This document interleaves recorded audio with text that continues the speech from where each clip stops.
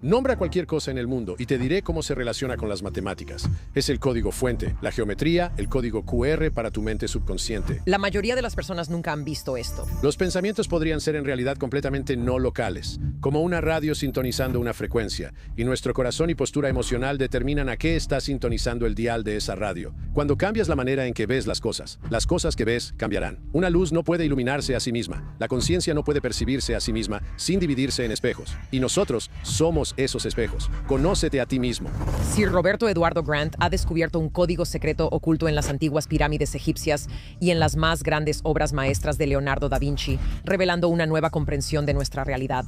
La Tierra en realidad pasa por largos ciclos estacionales. Hemos pasado por el invierno y el lado oscuro. Acabamos de entrar en la era de Acuario. Por eso todo parece tan extraño. Me enfrentaba a los mismos desafíos una y otra vez. Había un patrón relacionado con la numerología que también estaba directamente vinculado a la astrología. Siempre fui bueno manifestando, pero nunca consideré la idea de que tal vez solo estoy recordando el camino que ya elegí. Si empiezas a quitar el limitador de tu propio sistema de creencias, ¿cuánto más podrías experimentar?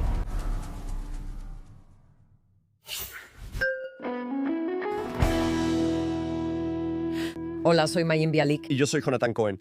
Y bienvenidos a nuestro análisis. Estamos entrando en la era de Acuario. Está ocurriendo algo en este planeta que está abriendo un potencial infinito, creatividad y la posibilidad de ver el mundo de una manera en la que nunca lo habíamos visto antes. Nuestra invitada de hoy es exactamente la persona indicada para responder esta pregunta. Sir Roberto Eduardo Grant es nuestro invitado de hoy. Él es el anfitrión de la serie Code X en Gaia y es un polímata, inventor, emprendedor, matemático y filósofo. Su conocimiento abarca todos los campos que puedas imaginar. Y él habla sobre cómo todos estos campos tienen un mensaje en común y una manera común en la que podemos entender la conciencia, la naturaleza de la realidad y nuestro potencial espiritual. Esta conversación abarca tantas áreas diferentes que Mayim y yo, de hecho, reflexionamos y pensamos, hay tantos detalles que no pudimos cubrir que queríamos volver a visitar algunas de esas secciones e insertar más explicaciones para ayudar a fundamentar la conversación. Vamos a cubrir todo desde Egipto hasta Leonardo da Vinci, pasando por geometría, música y el mensaje universal que contienen todos los campos. Es un placer darle la bienvenida en persona a Sir Robert Edward Grant a The Breakdown. Desglósalo. Gracias, es genial estar aquí contigo. Tengo que decir que es muy extraño porque has saltado de la pantalla de mi computadora y ahora estás aquí en nuestro estudio de podcast. He estado disfrutando mucho Code X y ya sabes, llevas un saco y el sonido de tu voz es muy reconfortante. Pero es muy emocionante tenerte aquí en persona para que podamos tener nuestro propio tiempo contigo. Así que bienvenida. Gracias, gracias. Sí, estoy pasando por una transformación, como puedes ver, porque en realidad sigo siendo el tipo del saco.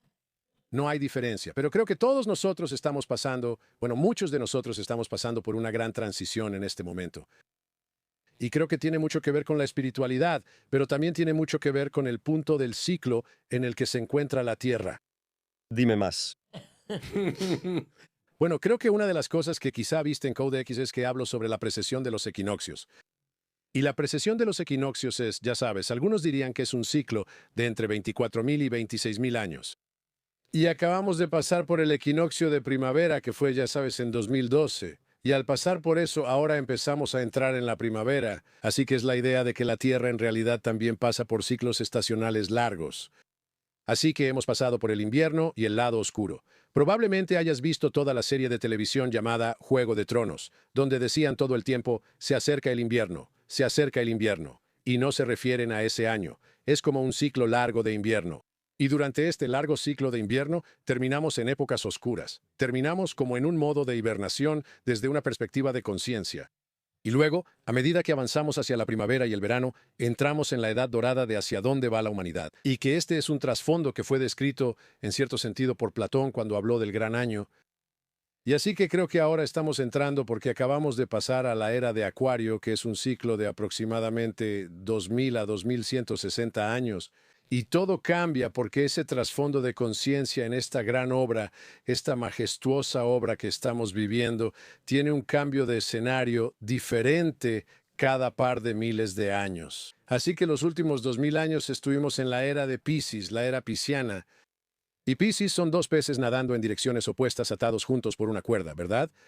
Y eso podría representar muchos aspectos, ya sea masculino y femenino, ¿verdad? Es como el opuesto del yin y el yang, es como que se voltean, van en direcciones opuestas, o podrías decir que es como la ciencia y la espiritualidad. La ciencia y la espiritualidad no siempre han estado completamente separadas históricamente.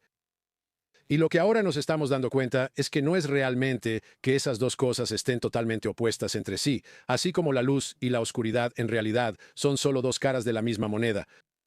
Puedes hablar un poco sobre la era de Acuario, ¿verdad? Esto es algo que muchos de nosotros conocemos por el musical, ¿cierto? Y este es el amanecer de la era de Acuario. De hecho, esa es la canción. No sé si lo sabías, pero si retrocedemos en el tiempo, en realidad podríamos hacerlo por diversión. Regresa en el tiempo a la semana en que naciste y luego busca en la lista de Billboard la canción número 1 de esa semana. Es como otro tipo de astrología.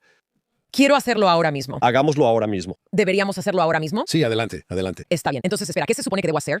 Entonces busca tu cumpleaños, las listas de Billboard. Solo pregunta, ya sabes, en Google, ¿cuál fue la canción número 1 en Billboard? No sé cómo hacer eso. Está bien, no lo sé. Solo búscalo en Google. Lo estoy haciendo. Está bien, solo está bien. La canción número 1 la semana de tu nacimiento. La canción número 1 en el Billboard 100 era Fly Robin Fly, ¿Qué? The Silver Convention. Ni siquiera sé si conozco esa canción. Y ella se sabe todas las canciones que se han hecho. Sí, sí, la sé. ¿Sabes qué? Apuesto a que si la escuchas, la reconocerías. Pero si solo buscas la letra, vamos a leer la letra de la canción. Está bien, espera. Muy bien. Busquemos la letra de la canción. No estoy... Sí. Además, Drive Talking, o sea, esa es bastante buena. Drive Talking estaba en la lista. Y también Best of My Love, esa también estaría en la lista. ¿Sabes qué? Está bien. Creo que Kung Fu Fighting también estaba Piénsalo. Esa realmente es ella. Está bien, todos estaban haciendo Kung Fu. haciendo Kung Fu. Así es, exactamente. Entonces, la cosa es esta. Así como tenemos la astrología, todo en el universo es parte de esta gigantesca sinfonía. Y así como tienes diferentes frecuencias que se relacionan con los diferentes planetas, incluso las canciones que aparecieron están relacionadas con esas mismas frecuencias. Y básicamente se impregnan y se incrustan en tu psique. ¿Cuáles son la letra de Vuela, Robin, Vuela? Todavía no los he conseguido. Parece un poco más difícil. ¿Es Vuela, Robin, vuela? Tienes una voz bonita. No te habíamos escuchado cantar antes. Bueno, soy músico, así que... No lo he conseguido. Está bien, ya lo tengo. ¿Lo tienes? Ya los tengo. Oh, wow. Vuela, Robin, vuela, vuela, Robin, vuela. Literalmente la única letra de la canción. Hasta el cielo. Espera, son 3 versos. La letra es la misma en cada verso, que es el tedio que estoy viviendo. Y la letra solo es vuela, petirrojo vuela hasta el cielo. Está bien. Supongo que la música debe llenar todos esos otros espacios. Voy a buscar la mía solo por curiosidad. Así que busca la tuya. La canción número 1 fue Hot Stuff de Donna Summer. O sea que... Ahí tienes. Ahí tienes. Ahí tienes. Ahí tienes. Este es un juego divertido. Está bien. Perdón, nos desviamos un poco del tema. Ahora puedes ver el mío. Mira el mío. Está bien. ¿Y el tuyo cuál es? 16 de mayo de 1969. Así que la canción número 1 es Aquarius Let the Sunshine In, que es el tema de un programa que estuvimos viendo recientemente. Entonces, ¿sientes que naciste en alguna era de Acuario? Este es el amanecer de la era de Acuario. Cuando la luna está en la segunda casa y el sol, ya sabes, ellos han escuchado las palabras. Cuando la luna está en la segunda casa y Júpiter se alinea con Marte, la paz gobernará los planetas y el amor guiará a las estrellas. Este es el amanecer de la era de Acuario. Si lo sabes, Antes de continuar, y esto es una de las cosas increíbles sobre Robert, es que empezamos a hablar sobre la era de Acuario. Empezamos a hablar sobre qué es esta era en la que él se está transformando, en la que todos nos estamos transformando. Y se convirtió en una conversación sobre música, ¿verdad? Y así es más o menos cómo funciona su mente. Y así es como en realidad están diseñadas para funcionar todas nuestras mentes. Así que pasamos de la era de Acuario a esta noción de la rotación de la Tierra y luego eso nos llevó a la música. Los voy a llevar en un pequeño viaje, uno muy breve, a través de la era de Acuario desde una perspectiva astronómica. Y es importante recordar que la astronomía y la astrología no son lo mismo, pero ¿dónde está ese tipo de superposición? Entonces, la era de Acuario es un concepto astrológico, ¿verdad? Pero sí tiene una base astronómica. Así que es una era astrológica que está vinculada al cambio del eje de la Tierra, lo cual se conoce como la precesión de los equinoccios. Y esto es algo real en la astronomía. Pero lo que la astrología ha notado es que es una transición de Piscis a Acuario, es decir, de que Piscis sea dominante a que Acuario sea dominante. Y como sabemos, en la astrología hay diferentes características para todos los signos del zodiaco. Y Jonathan, me pregunto, ¿puedes decirnos, ¿sabes para qué son conocidos los acuarianos? ¿Para qué es conocida una persona del signo de Acuario? Es un signo de agua, si estoy en lo correcto en mí. Tiene la palabra aqua. Y el agua es conocida por ser fluida, emocional. Está bien. De hecho, eso es todo lo que sé. Así que eso es genial. Los temas de Acuario son la rebelión, Oh, sí, innovación, tecnología, comunidad y lo poco convencional. Así que esa es la clase de era en la que estamos entrando. Eso es lo que es la era de Acuario. Sin embargo, sí quiero hablar un poco sobre lo que realmente está pasando, porque está vinculado, como nos dijo Robert, a este ciclo de 24 a 26 mil años. ¿Qué demonios es eso? Sabemos que el planeta gira en su propia órbita. Y así es como sabemos cuándo es de día o cuándo es de noche, es cuando la Tierra está girando y es como luna, sol, genial. Pero la Tierra también está girando alrededor del Sol. Así que está girando sobre sí misma. Y esto soy yo siguiendo un patrón elíptico que no puedes ver, pero que está en mi mente. Así que también está girando y dando vueltas alrededor del Sol. es como un derviche giratorio, donde está girando y también en relación con otras cosas. Lo que pasa es que 364 y un cuarto, 365 días, eso es un año completo. Pero aquí está lo divertido y especial. La Tierra en realidad no gira como un trompo perfecto. Gira como un trompo que tambalea, Así que es como si girara borracha. como un derviche giratorio borracho. Entonces, lo que pasa es que a veces la parte superior del eje de la Tierra, como cuando piensas en el Polo Norte, a veces apunta a Polaris, que es una estrella, pero a veces apunta a Vega. Y podrías estar pensando, ¿qué es eso? Esa es una gran diferencia. Es una diferencia enorme y cada oscilación completa dura entre 24 y 26 mil años. En realidad son 25.772 años. Solo un parpadeo. Correcto. Así que si te preguntas por qué Robert mencionó, como, bueno, ya sabes, entre 24 y 26 mil, eso es. Ese es el bamboleo de la Tierra, no es una rotación perfecta.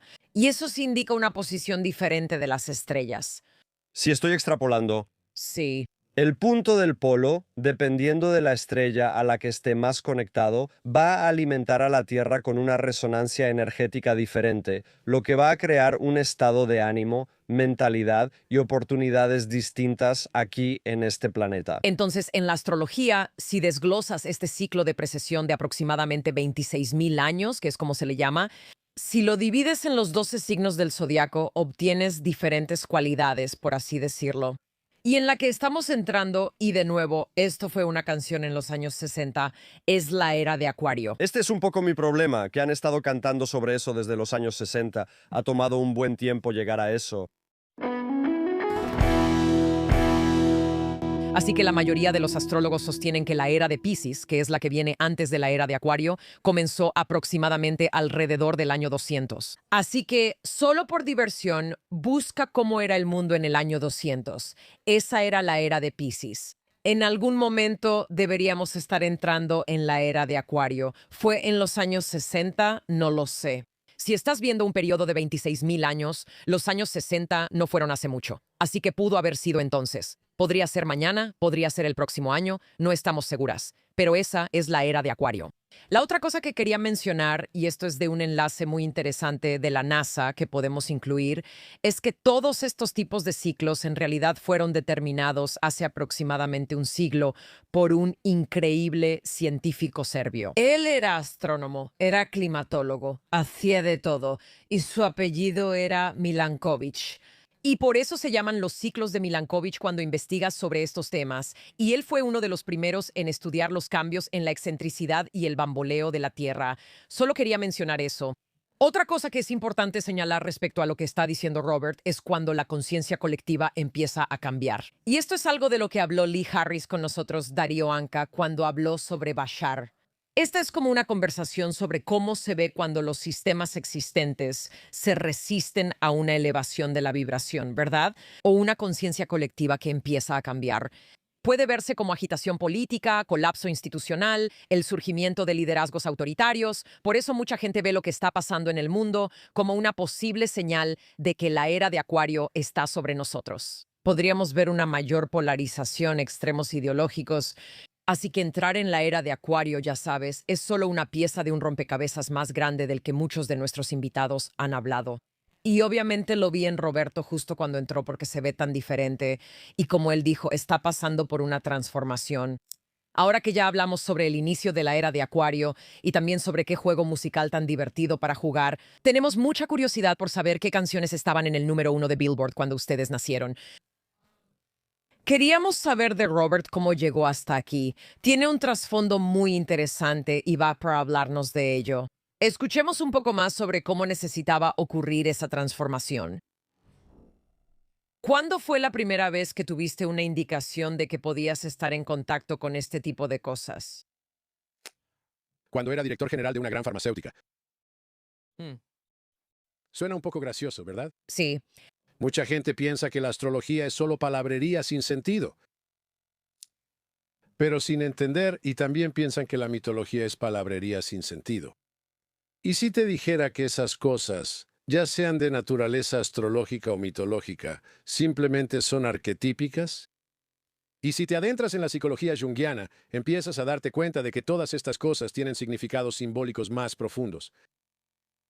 Así que siempre sentí que, ya sabes, bueno, caray, a menudo decimos que no hay verdad en la astrología, y entonces desde una perspectiva científica reduccionista, ni siquiera podemos aplicar ningún tipo de lógica detrás de ese pensamiento. Pero aún así, millones y miles de millones de personas lo siguen todos los días de alguna manera, forma o aspecto. Y debe haber algo en ellos si tanta gente realmente los sigue. Y lo mismo pasa con la mitología. Sabes, tal vez el mito que estamos viendo y escuchando en las historias, en realidad, son cosas que estamos viviendo en nuestra vida y simplemente no hemos hecho todavía. Porque estamos pasando por ciclos en el tiempo en el viaje del héroe. Y ese viaje del héroe es algo que realmente no nos damos cuenta, porque llegamos aquí a este mundo. Nacemos en un mundo de separación. Nacemos en un mundo donde pensamos, está bien, estoy en este mundo material y todo está separado de mí.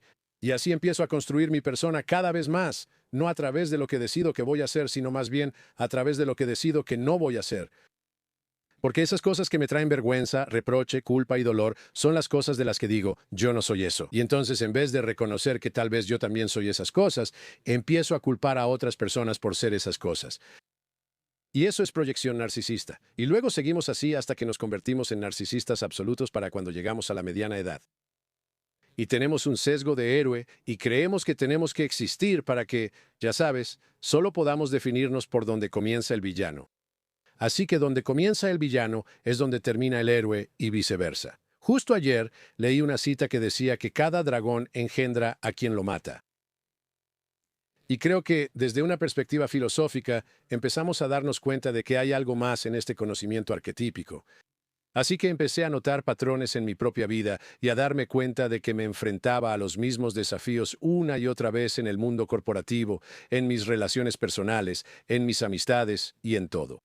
Y a medida que empecé a darme cuenta de esos patrones, empecé a notar que había un patrón relacionado con la numerología, que también estaba directamente relacionado con la astrología y que estaba vinculado a alguna forma geométrica oculta. Y la música es simplemente la geometría que experimentamos con nuestros oídos. me encantó cómo hablaste sobre la música en uno de los episodios de Code X. No puedo recordar en cuál, y puede que haya salido en varios lugares, pero esta idea de que es como la manera en que tu cerebro muestra que podemos usar ambos hemisferios de una forma hermosa, aunque son como imágenes especulares uno del otro. Así es, entonces vivimos en un mundo de espejos y vivimos en ese límite del espejo. Y ese límite define una persona consciente y un colectivo subconsciente o inconsciente colectivo.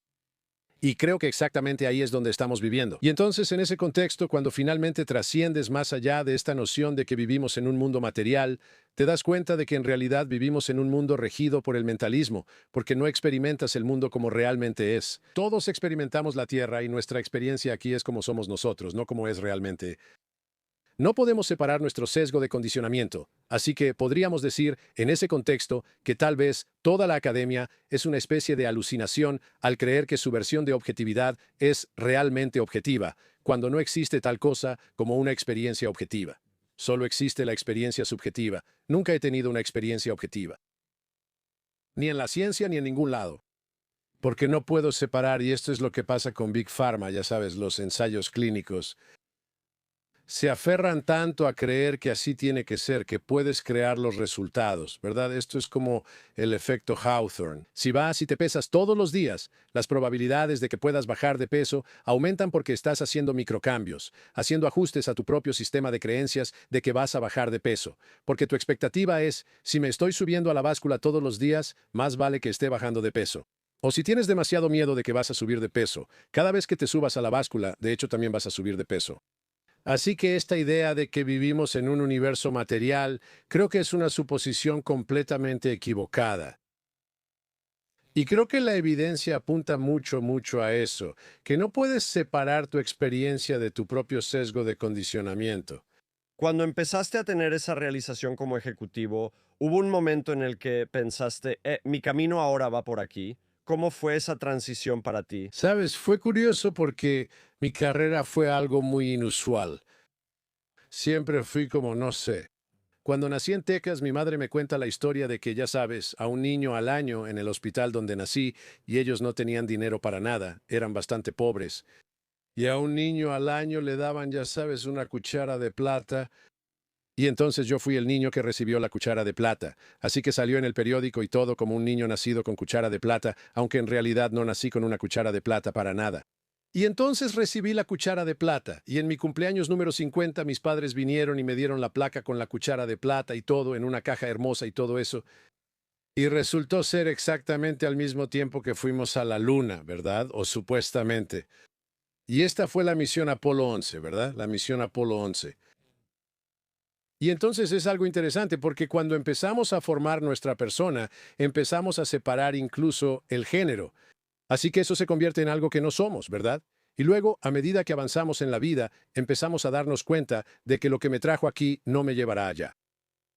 Y yo estaba en una situación laboral en la que siempre tuve como esta suerte increíble, como que cada vez que caía en un montón de mierda, de alguna manera terminaba saliendo mejor de lo que estaba antes de caer en ese montón de mierda.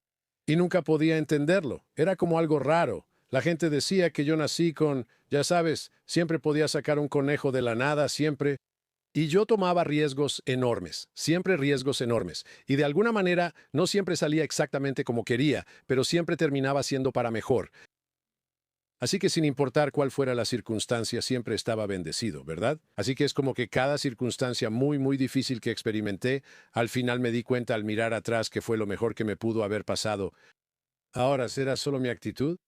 ¿Y eso fue lo que produjo los resultados que llevaron a eso? Realmente no lo sé. Pero lo que sí puedo decirte es que constantemente tenía suerte, y también me enfrentaba a los mismos desafíos una y otra vez. No podía entender por qué. Y alrededor de 2016 estaba al frente de una de las empresas, ya sabes, yo era el presidente de Allergan Medical, que era una gran compañía farmacéutica. Allergan fabrica Botox. Juvederm, Lavand, Latisse, todos esos son mis productos. Yo los lancé, los convertí en marcas muy conocidas y tenía miles de empleados. Y era como un gran triunfador en mis 30, ¿verdad? Y luego a los 40 me convertí en el director general de Bausch Lomb Surgical, que es otra corporación enorme. Y luego dejé eso y quise aprender la fórmula secreta del capital privado. Y después de hacer eso durante algunos años me di cuenta de que, el secreto es que no hay fórmula, es solo deuda.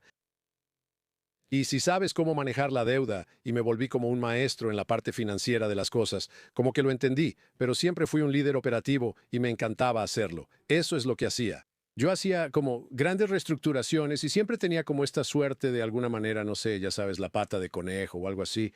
Siempre tenía algún tipo de amuleto o algo que llevaba conmigo que siempre me daba suerte. Y luego finalmente enfrenté una gran crisis en 2016. Y pensé que ya no me quedaban trucos bajo la manga. Como que ya no tenía más trucos para sacar. Tenía mi propia empresa. ¿Crisis personal? No, tenía mi propia empresa. La fundé en 2012 y luego alcanzó el estatus de unicornio. Tuvo una evaluación de más de $1,000 millones en menos de 2 años desde que fundé la empresa.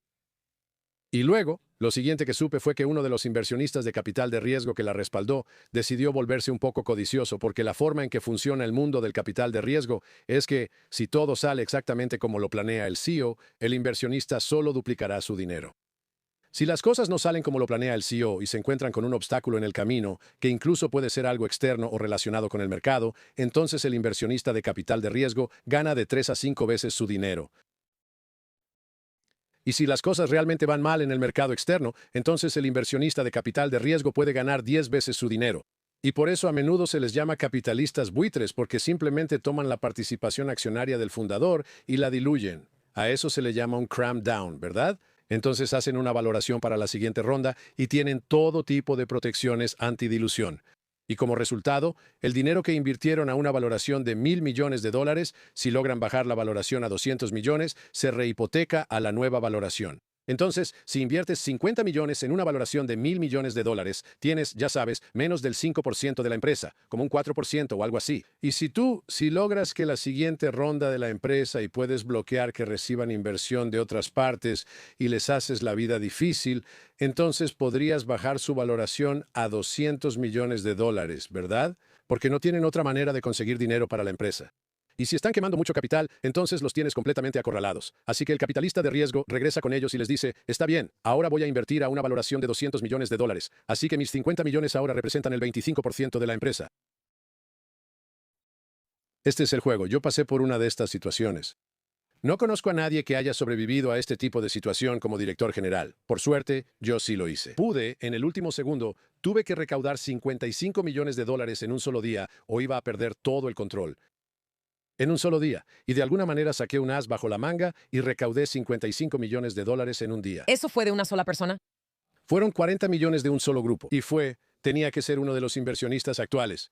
Fueron 40 millones de un solo grupo, y fueron 15 millones de mí y de quienes me respaldaban, ¿verdad? Así que yo estaba como, wow, esa sí que fue cerca, porque iba a perderlo todo si no conseguía recaudar 55 millones. Pensé que eso es es absolutamente imposible lograr eso. Así que cuando finalmente lo logré, entonces estaba completamente asustado porque sentí que gané, pero perdí la guerra. Gané la batalla, pero perdí la guerra, porque la carnicería que vino como resultado de eso, no puedes creer lo que estos capitalistas de riesgo son capaces de hacer. Irán con las personas que te son leales y básicamente les dirán, si nos apoyas en este plan, entonces te daremos opciones sobre acciones que no valen nada. Y así podrás ganar $1,000 millones con este tipo de cosas. Mira, todos vamos a hacer esto. Si logramos aplastar a la empresa, todos conseguimos un mejor trato. Y simplemente no queríamos al director general. Así que lo único que realmente están haciendo es robarle la participación accionaria al director general. Y lo que eso provocó fue que yo me preguntara, ¿por qué demonios tenía yo? Porque en ese momento tenía como 1,000 empleados. Dije, probablemente 700 de ellos ya habían trabajado para mí antes en diferentes empresas, habían sido absolutamente leales y todo eso.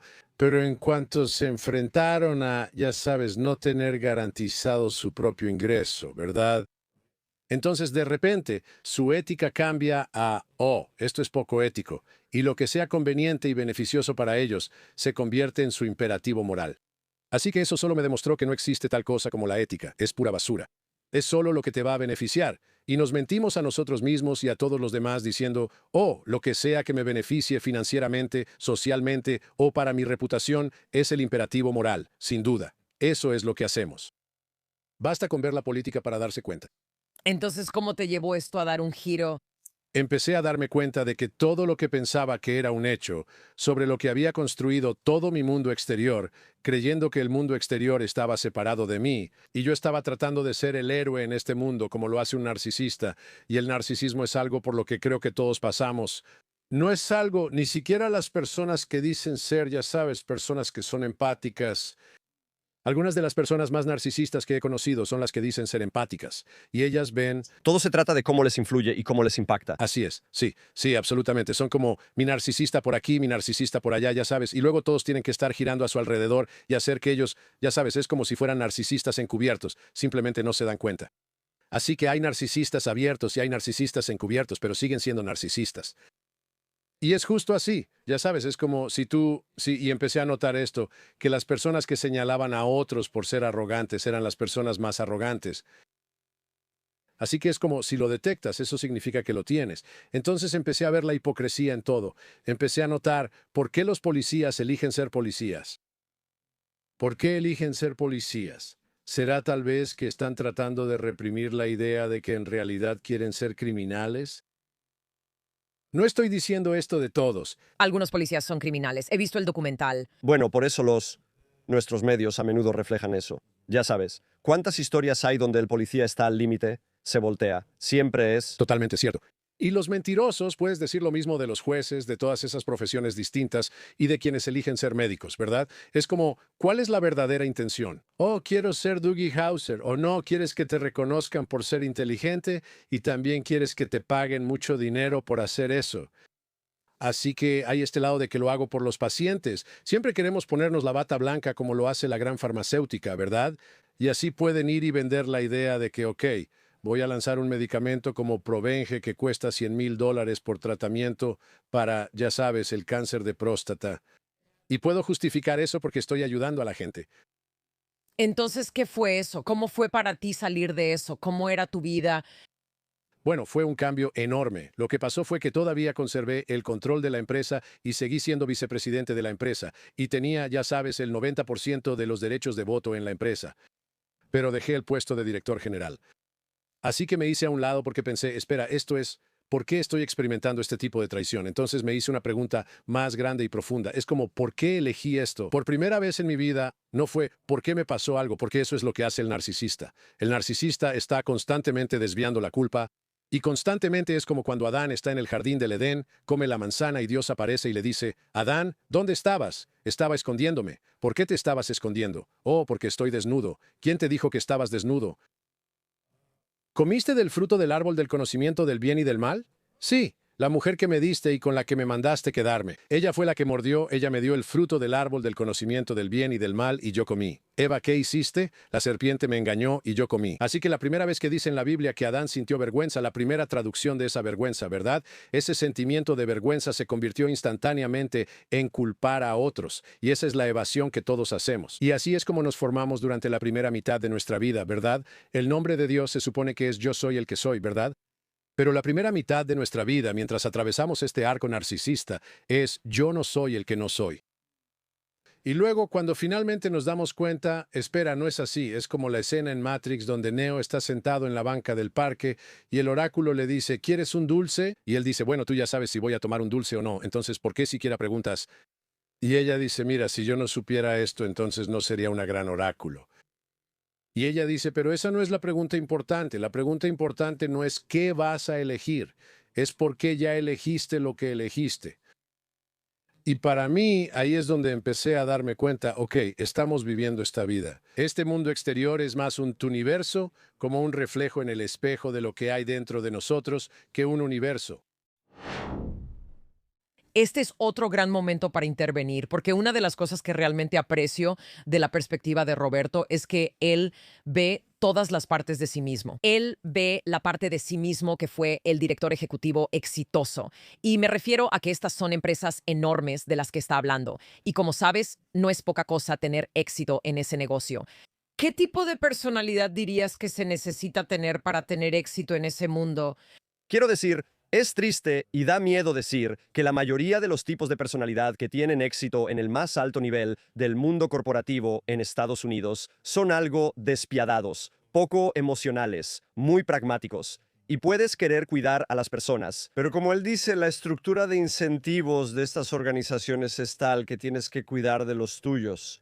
Y en cuanto estás en riesgo, es como una batalla en todos los frentes. Bueno, y de lo que él habla es, ya sabes, escuchamos esta palabra narcisismo y es como una palabra de moda para nosotras, ¿verdad? Y está en las redes sociales y él es un narcisista y ella es una narcisista.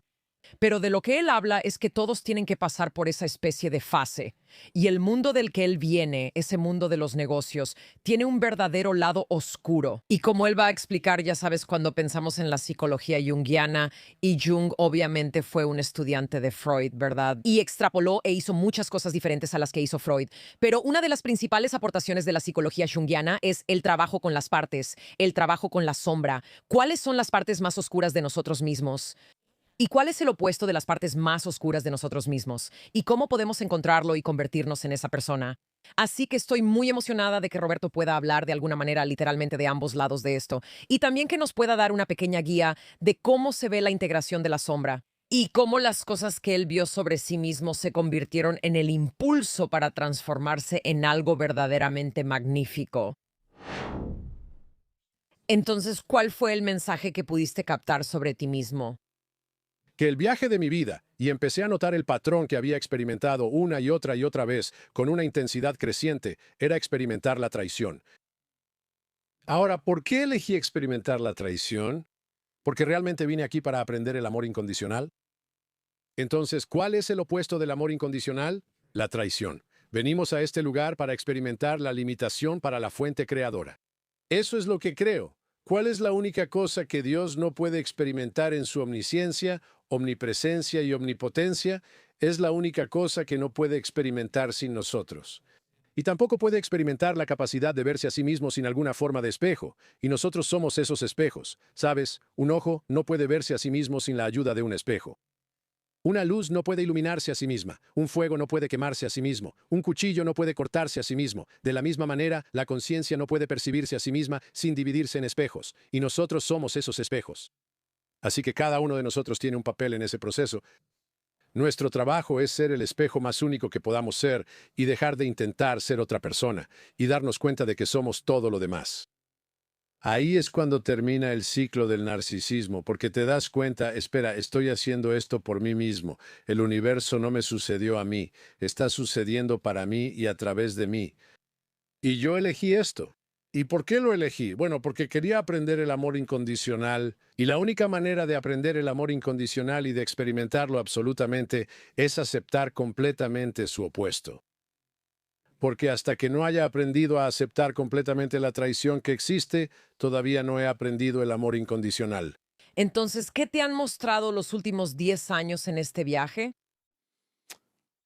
Me ha mostrado que lo más hermoso, lo más valioso en todo el universo es nuestra individualidad.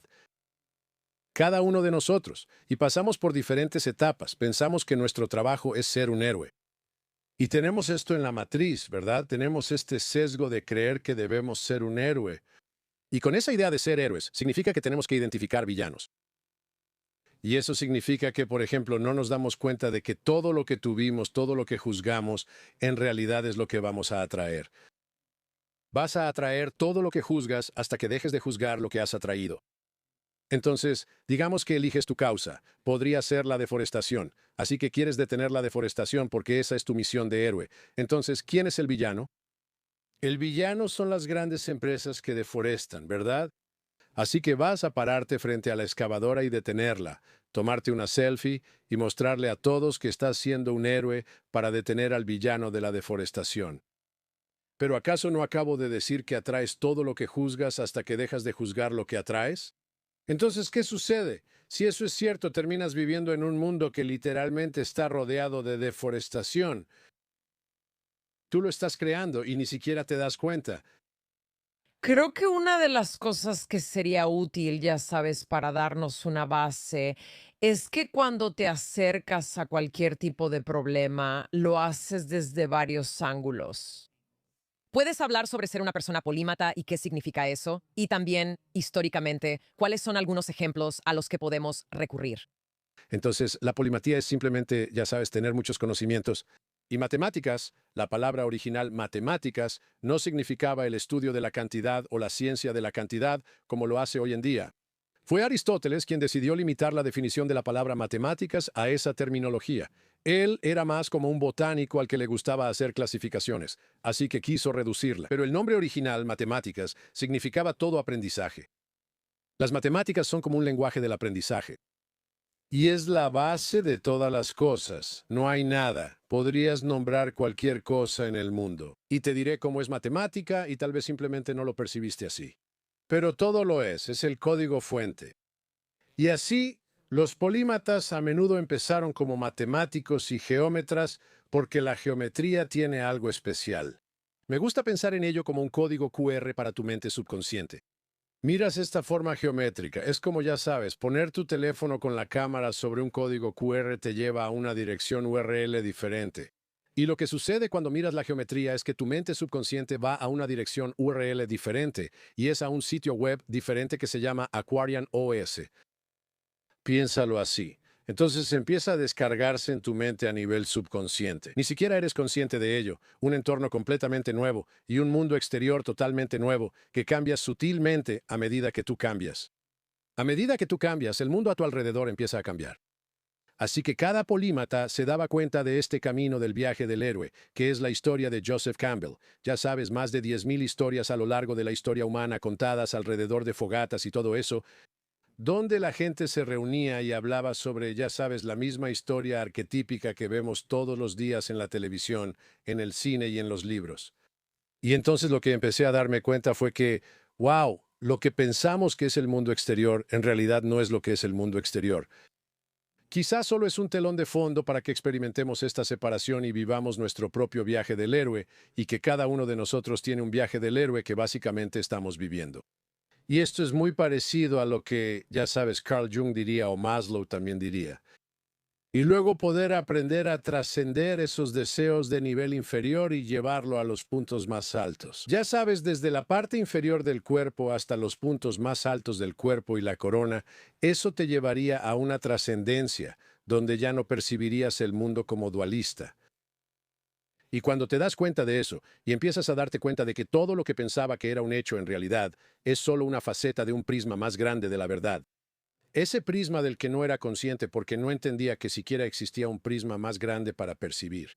Y esa es la etapa en la que pasas del narcisismo. El narcisismo es la creencia de que solo tu perspectiva es real y que todos los demás están equivocados o viven en una ilusión. Pero hay una trascendencia por encima de eso, así que puedes pasar a la etapa de, y esta es la primera puerta por la que tienes que pasar, tienes que darte cuenta de que no existe una verdad objetiva. Solo existe una verdad subjetiva, porque todos la experimentamos de manera subjetiva. Entonces, ¿eso significa que no hay discernimiento? No, no lo significa. ¿Y existen diferentes caminos que te permiten avanzar sin tener que sufrir tanto? Sí. Y la mejor manera en que puedo describir eso es de forma matemática.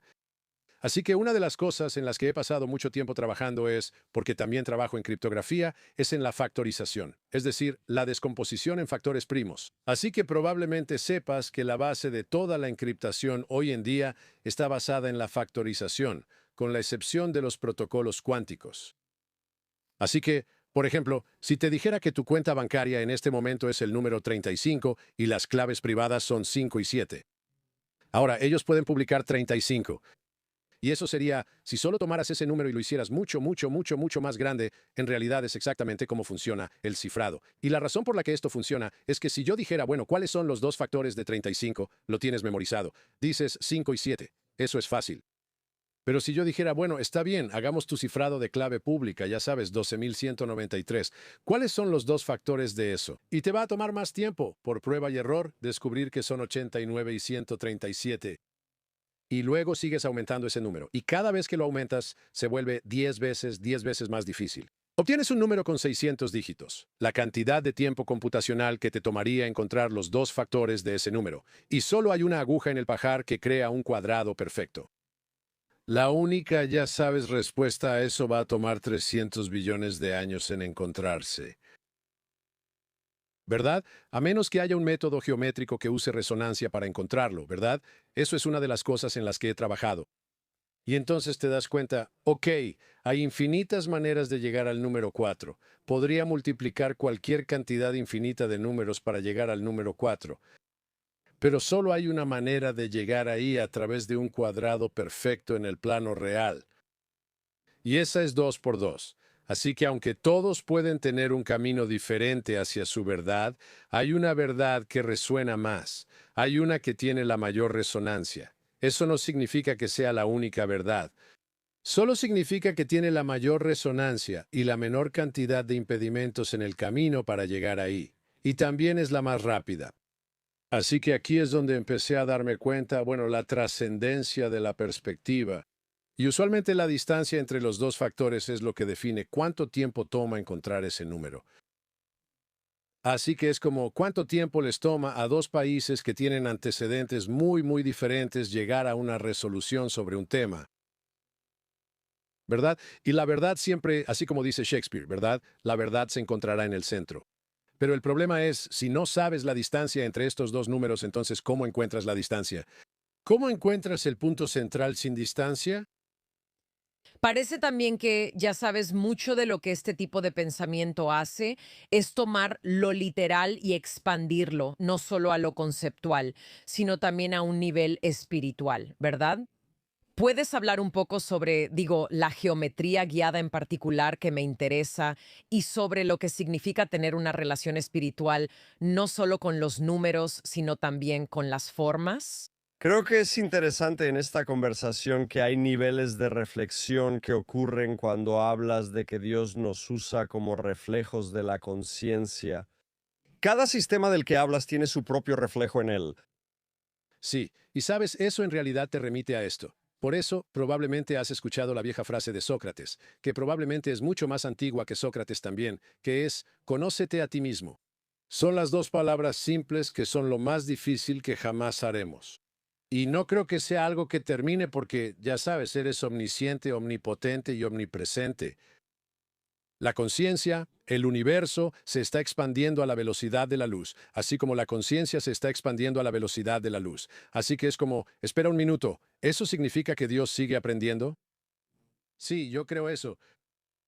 ¿Y por eso por qué existimos? A menos que realmente puedas conocer todas tus facetas, digo, incluso la conciencia de la sombra es de las cosas más difíciles que hacemos todos, ¿verdad? Aprendemos a integrar nuestra sombra desde una perspectiva junguiana y el ánima y el animus. Y ese proceso de aprender sobre ti mismo y que se te revele ese aspecto de ti que pensabas que no eras tú y que habías rechazado todo el tiempo, es un proceso que te llena de humildad y muy introspectivo y espiritual. Entonces, lo que sucede para nosotros es que tenemos que empezar a darnos cuenta de que, espera un minuto, yo soy el dueño de mi destino, soy el capitán de mi alma, ¿verdad? Es como uno de mis poemas favoritos. Uno de mis poemas favoritos es de William Ernest Henley y dice, fuera de la noche que me cubre, negra como el abismo de un polo al otro, agradezco a los dioses que puedan existir por mi alma invencible. En el feroz apretón de las circunstancias no he vacilado ni he llorado en voz alta. Bajo los golpes del destino mi cabeza está ensangrentada pero no inclinada. Más allá de este lugar de ira y lágrimas, solo se cierne el horror de la sombra. Y aún así, la amenaza de los años me encuentra y me encontrará sin miedo. No importa cuán estrecha sea la puerta ni cuán cargado de castigos esté el pergamino. Soy el amo de mi destino, soy el capitán de mi alma. Y cuando estamos en nuestro estado más narcisista, de alguna manera, estamos en el punto crucial de esa batalla, creyendo que, espera, el mundo me está sucediendo a mí. Tengo que luchar, ser el héroe, ganar y vencer al villano, sin darme cuenta de que tú eres el villano.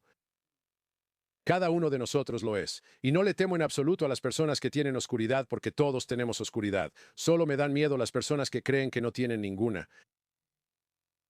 Así que esta es la realización de lo que realmente es el despertar. Es darte cuenta de los aspectos de ti mismo que has dejado de lado en tu viaje a lo largo del arco hasta llegar a la prueba.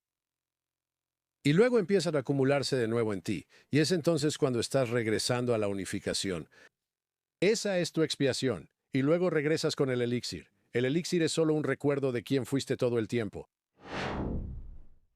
Necesito detenerme aquí porque hay tanta información densa e intensa de la que Roberto acaba de hablar. Y esta noción de que necesitamos tener espejos, tener lados opuestos, esta idea de que Dios está aprendiendo, o sea, es un concepto tan místico. Y me encanta cómo lo está combinando con la practicidad, ¿verdad? Una luz no puede iluminarse a sí misma. Un cuchillo no puede cortarse a sí mismo. La forma en que lo decimos es como que no puedes ver la luz si no tienes oscuridad, ¿verdad? Necesitas esos dos lados. Pero él lo lleva al nivel espiritual de que Dios crea todas estas diferentes facetas, porque lo único que Dios no puede hacer por sí mismo es percibirse a sí mismo. ¿Tiene sentido? Sí, y hay algo fundamental en toda su investigación y en la forma en que conecta las ideas, que es que cada parte de nuestra existencia es un conjunto de patrones reflejados. Así que cuando él habla de geometría sagrada y de encontrar esa geometría sagrada, y pensando en cómo rota la Tierra y pensando en a qué parte del sistema solar estamos conectados, son todos estos patrones reflejados, así como nosotros somos un patrón reflejado para que la existencia de Dios se conozca a sí misma. La naturaleza es un patrón reflejado de nuestra ciencia y nuestra medicina, y así profundiza cada vez más. Es una serie de muñecas rusas donde simplemente abres la siguiente capa y la siguiente capa y la siguiente capa y ves que en realidad todo es lo mismo. Bueno, y entonces lo que pensé fueron los fractales, ya sabes, pensé en patrones fractales que ocurren en la naturaleza y también en esas calcomanías psicodélicas que quieres poner en tu computadora y en tu botella de agua. Pero esta idea de que todo se repite de alguna manera y es como que mientras más te alejas, menos diferentes somos, ¿verdad? O sea, sé que eso es como lo que le dices a un niño de 5 años, ¿verdad? O a uno de 10 años, pero esa idea de que hay tantos patrones que se repiten y que estamos tan enfocados en la división. Estamos tan enfocadas en las fronteras, el territorio, la identidad, la inmigración y todas estas cosas súper importantes. Pero desde esta perspectiva, ya sabes, a 30,000 pies o 30,000 años luz de distancia, todo eso, es todo similar. Y eso es, en cierto modo, lo que es nuestra experiencia humana. Y ya sea que creas en Dios o en algo místico o en algún otro tipo de observador, eso es lo único que un observador no puede hacer por sí mismo, observarse a sí mismo. Y para eso estamos aquí, de alguna manera. Robert va a profundizar más en parte de esta complejidad y en toda esta hermosa intrincación.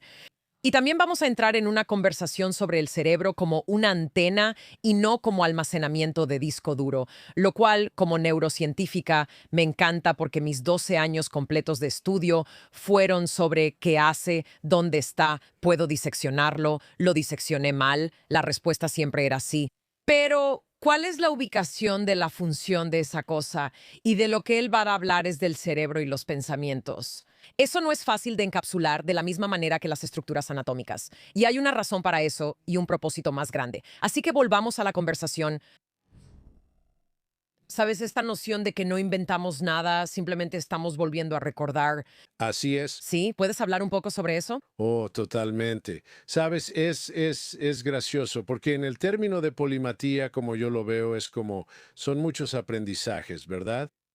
Y con muchos aprendizajes empiezas a reconocer, espera, si tomo matemáticas aplicadas, las matemáticas aplicadas se convierten en geometría, pero la geometría aplicada se convierte en física, y la física aplicada se convierte en química, y la química aplicada es biología, y la biología aplicada es psicología, y la psicología aplicada es sociología, y la sociología aplicada es filosofía, y la filosofía aplicada es matemáticas. Sin embargo, las enseñamos todas como áreas de disciplina totalmente separadas y distintas dentro de las ciencias. Y lo vemos y decimos, ya sabes, el psicólogo no sabe nada de ciencia. Pero eso no es cierto en el sentido antiguo. En el sentido antiguo, para conocerte a ti mismo, tenías que recorrer este camino. Para activar el cerebro tienes la imagen del cerebro justo aquí. Y el cerebro es más como una antena que como ya sabes, es más una antena y un receptor de radio que una unidad de almacenamiento como un disco duro. Ni siquiera sabemos dónde residen los pensamientos. Pensamos que están ocurriendo dentro, ya sabes, en la unión sináptica dentro de nuestro cerebro, cuando esto es, ya sabes, como cuando se enciende el foco. Pero en realidad no hay evidencia de eso. Los pensamientos podrían ser completamente no locales.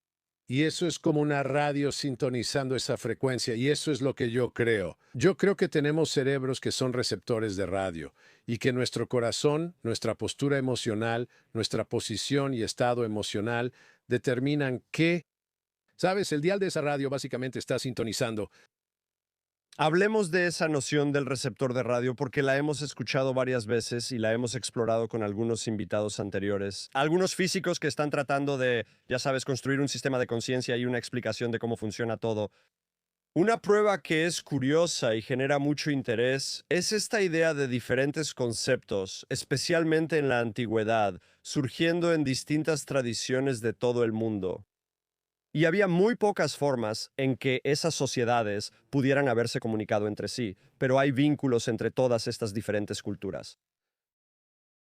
A lo que apuntan no está claro, pero existen estas similitudes y algunas personas las están analizando para preguntarse, ¿qué significa esto ahora? ¿Dónde estamos ahora? ¿Sabes? Porque al principio del episodio hablas mucho sobre como la evolución de la Tierra, y mucha gente está mirando a su alrededor preguntándose, ¿cómo me conozco a mí mismo?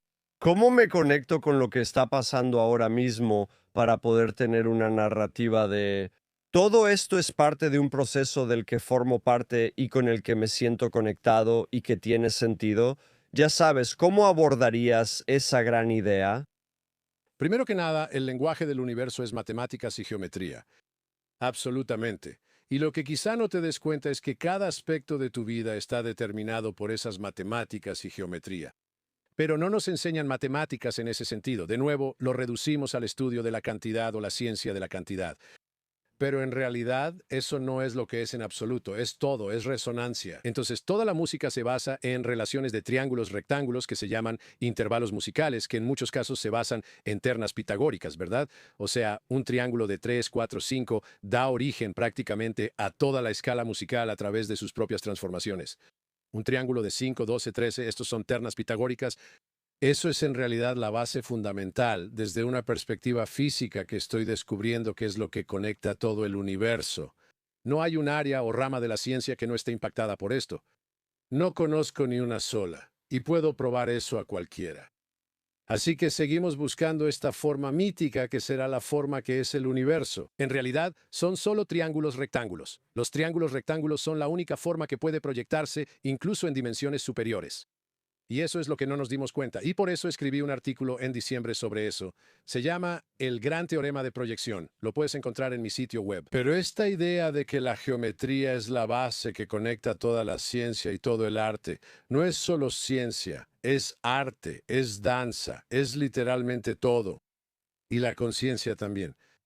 Eso es, creo, hacia donde definitivamente van las cosas, e incluso el mundo científico y de la física lo reconoce. Hay mucho más impulso en torno a la geometría como la conexión subyacente entre todo que nunca antes. Así que creo que eso es realmente lo que es. Y ver esa geometría en la filosofía, ver esa geometría en la política, ver esa geometría que hay una resonancia de la verdad relacionada con una noción geométrica de proporción. Entonces piénsalo, toda nuestra experiencia se basa en esto. Si tengo una longitud de este tamaño, ¿qué significa eso siquiera? No sé qué es eso, ¿verdad? Tengo que asignarle algún valor a eso en comparación con otro. Para darle algún significado a esto, tengo que saber qué es esto. Y luego eso forma un triángulo rectángulo y entonces está implícito, la hipotenusa ya está implícita. Si solo conectas la base de esta línea, el eje horizontal con el eje vertical, tienes un triángulo rectángulo y ya conoces el tercer lado. No necesitas, ya está comprimido y eso se puede comprimir y descomprimir en todas las dimensiones superiores. Y de eso trata el teorema del que acabo de hablar. Así que creo que lo que está pasando es que la gente está empezando a darse cuenta de que hay una geometría del espacio-tiempo. Hay una geometría del tiempo-espacio, hay una geometría de la conciencia. Y esa conexión es lo que hemos estado ocultando, ya sea consciente o inconscientemente de nosotros mismos, para que pueda ser encontrada. Nada se oculta jamás para que nunca sea encontrado. ¿Puedes darnos ejemplos de dónde vemos eso, digamos, en Egipto? Absolutamente. Bueno, puedes encontrar esto en Gaia, en mi programa de televisión en Gaia, que se llama Code X, y tal vez has visto la primera y la segunda temporada.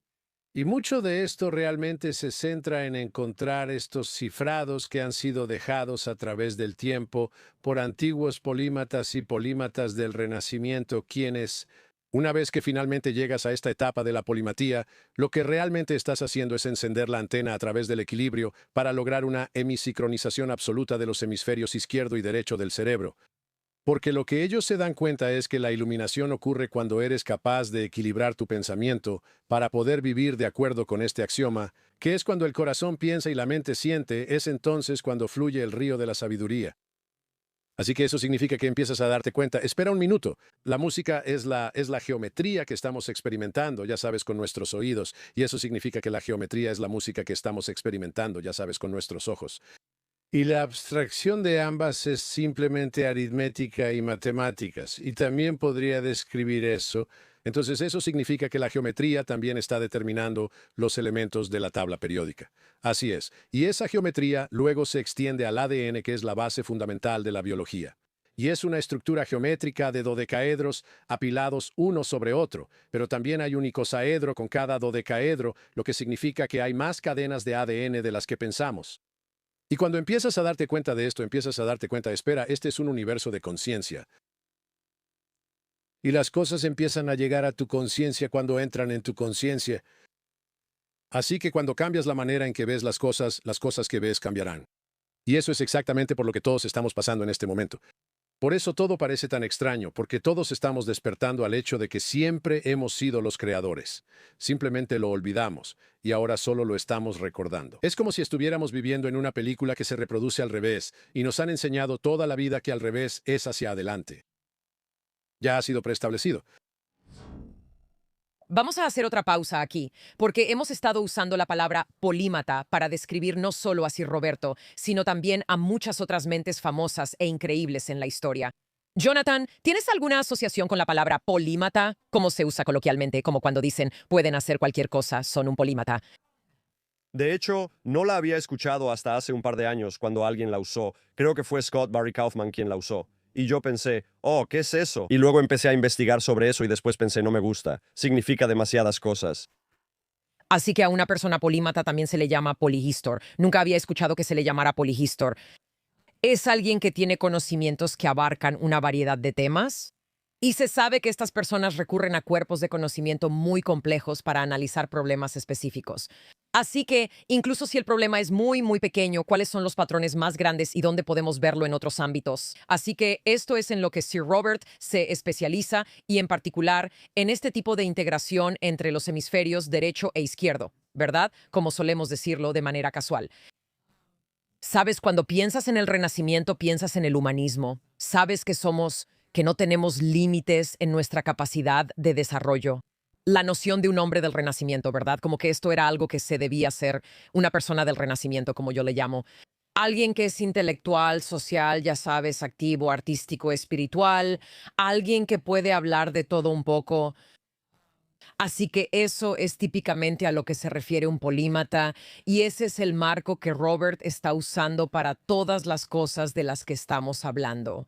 Sí, lo interesante de los polímatas es que en realidad todas las disciplinas son versiones de lo mismo, solo que vistas desde un ángulo diferente. Así que matemáticas, geometría, no sé qué otras disciplinas. Bueno, psicología, filosofía, las ideas como cuáles son las cosas más importantes. Y entonces uno de los polímatas más famosos, si no es que el más famoso. Y también, ¿sabes qué? Recuerdo haber aprendido sobre los polímatas cuando aprendí sobre Benjamin Franklin, porque yo pensaba, sé que él fue parte de, perdóname, esto no es mi especialidad. Es como él fue parte de la fundación de como esta constitución, bla, bla, bla. Pero también El foco, el foco. Y recuerdo que estaba... un invento importante. No, pero recuerdo que de niña pensaba cómo pudo hacer ambas cosas. Porque cuando era niña elegías una cosa, eras miserable en eso y luego morías. Así era tu vida. ¿No? Historia diferente. Está bien, pero recuerdo pensar, güey, cómo pudo hacer todas esas cosas. Y luego, cuando empecé a aprender sobre Thomas Jefferson, La gente piensa eso de ti. ¿Cómo haces todas esas cosas? no, pero estas son personas que estaban, ya sabes, sobresaliendo y teniendo patentes y como todas estas cosas increíbles. Así solía ser mucha gente, ¿verdad? Y así que uno de los más famosos y en lo que vamos a dejar que Sir Roberto profundice, porque esto realmente es una de sus especialidades y uno de los aspectos asombrosos de Código X. Leonardo da Vinci. ¿Qué sabes sobre Leonardo da Vinci? Puede ser cualquier cosa. El tipo Está bien, el hombre de Vitruvio. hombre de Vitruvio. Pero también como la Mona Lisa, la Capilla Sixtina. Bastante bien. Sí, él es bastante bueno. Él escribía al revés. ¿Sabías esto? ¿Solo por diversión? Él escribía en espejo. O sea, el episodio de Code X sobre esto es increíble. Él, por alguna razón, dicen que era como si estuviera escribiendo en secreto. Yo digo, solo pon un espejo y ya puedes verlo. Él podía escribir a mano alzada en espejo y le gustaba hacerlo. Es una habilidad extraña para una primera cita.